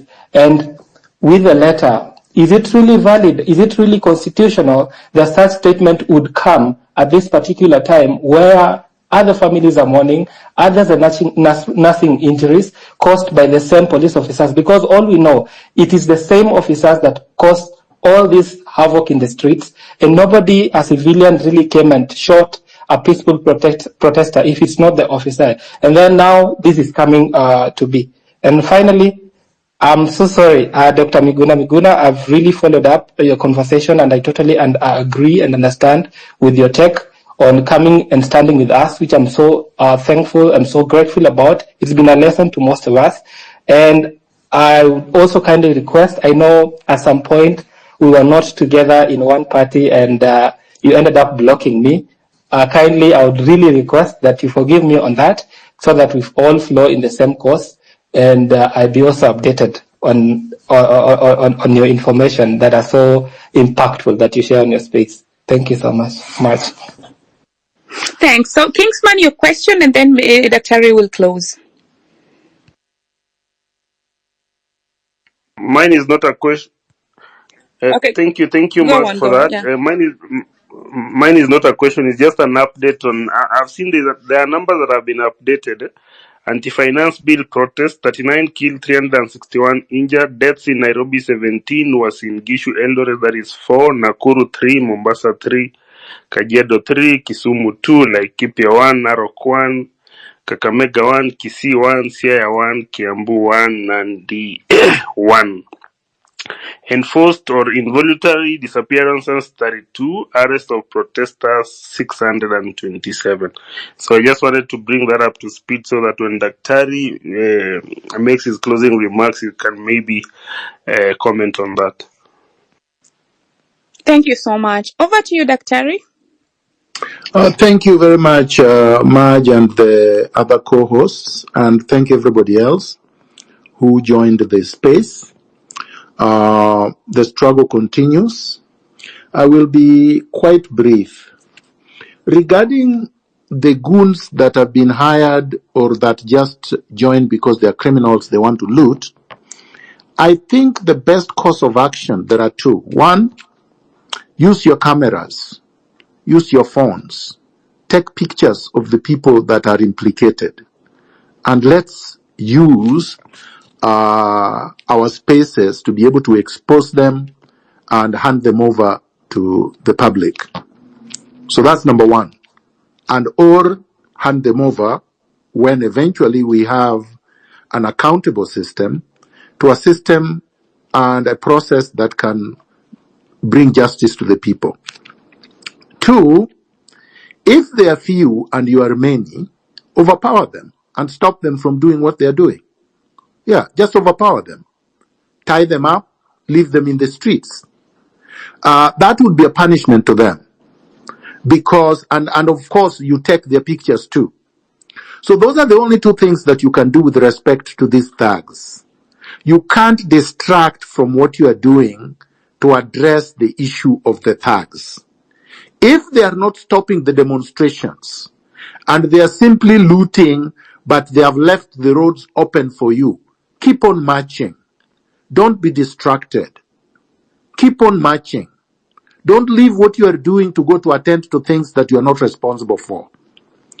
Because you are not law enforcement officers, and the ones we have are goons. Number two, the issue of the issue of the Director of Public Prosecutions and the letter that purportedly circulating, if it is genuine, should be ignored. Completely ignore any letters, whether it is from the Attorney General, whether it is from the Director of Public Prosecutions, whether it is from the IG, whether it is from Ruto, just ignore it. You are the bosses. Power is in your hands. There is nothing they can do. They cannot arrest 54 million people. And those who are arrested should contact the LSK. I am glad that the president of the LSK, Mr. Odhiambo, has been very active, very supportive of the popular revolution, and has had hundreds of advocates there to assist anyone that needs assistance in court. Let's utilize that goodwill 100%. I would like to encourage everyone to remain peaceful. I would like everyone to be together. I would like everyone to dress distinctively in black, in white, in green. And I hope that we are going to achieve what we have set out to do. Viva, good luck, God bless you. Thank you so much, Daktari, for finding time to be with us and also heading up the squad and the team to make sure that in the morning all of us on the road and doing something. And if you're not ready to die, just remain in your sleep. If it's not a joke, but also let us be peaceful as much as we can. Let us be together as a team. Let us have everything that is possible. Let us small flags is being coordinated. Some people will have flags in town, Nairobi. Then the team will share those small flags that are very, very key. That one keeps you.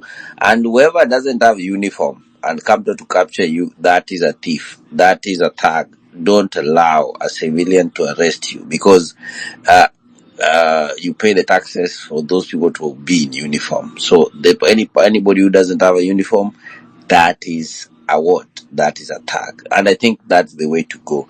And I thank you so much, guys, for being here for that. Actually, Hillary, that point you're making is very, very important. Because Right. I don't think Kenyans understand this. In the West, all over the world, arrests can only be executed by people in uniform. There is no arrest that happens with people who are wearing civilian clothing. Anybody purporting to be arresting someone and they are not wearing uniform is committing an abduction. So those are not police officers as far as we are concerned. We had Ruto saying they are police officers. They can investigate. Those are undercover. They can investigate as undercover, but they cannot execute an arrest legitimately. Thank you very much, Hillary, for raising that. Thank you so much, Dr. for always being vigilant. And we want to assure our people that we said yesterday, these are our conversations that will never stop. We're going to plan with Dr. when, again, we're coming to address people this week or weekend to make sure that this conversation is going on. And let us have information wherever you are, which county you are. I know now, Migori, Wargangari, I can see Mutembei, I can see Nyeri, people are Meru. Everywhere I can see everybody saying that we are ready to go, and some are not even in a sleep. They are in overnight burning the night here. We're just waiting to get to the road. But make sure you're in a group, you're in a team, and be ready, guys. I want to I want to be relevant today, but I know you guys gonna kill me. I want to close this one, then we can have open mic. What do you think? Hillary, yes, please let's kindly proceed to close this space, because this was Dr. Miguna's. Like he was addressing this, and then you can open if you can open an open mic for those who want to come on in. Chime. And thanks everyone. Okay. Yeah. All right. Thanks to everyone. Thank you. I'm doing open mic. Kingsman, thank you so much for good job. Be real. Thank you, Maj. Thank you, everybody who spoke, everybody who was in a mic, everybody. I'm doing open mic that we can have open mic where we can just chime in till morning, and then we get to the road. I know it is now 11 p.m. and yep. We need to take dinner, man. I'm also want to take some dinner here, but we're gonna do open mic for us to at least chime in. Thank you so much, guys. Keep it alive all the time. Here at Hillary's Connection Twitter time. Make sure you follow each other all the time.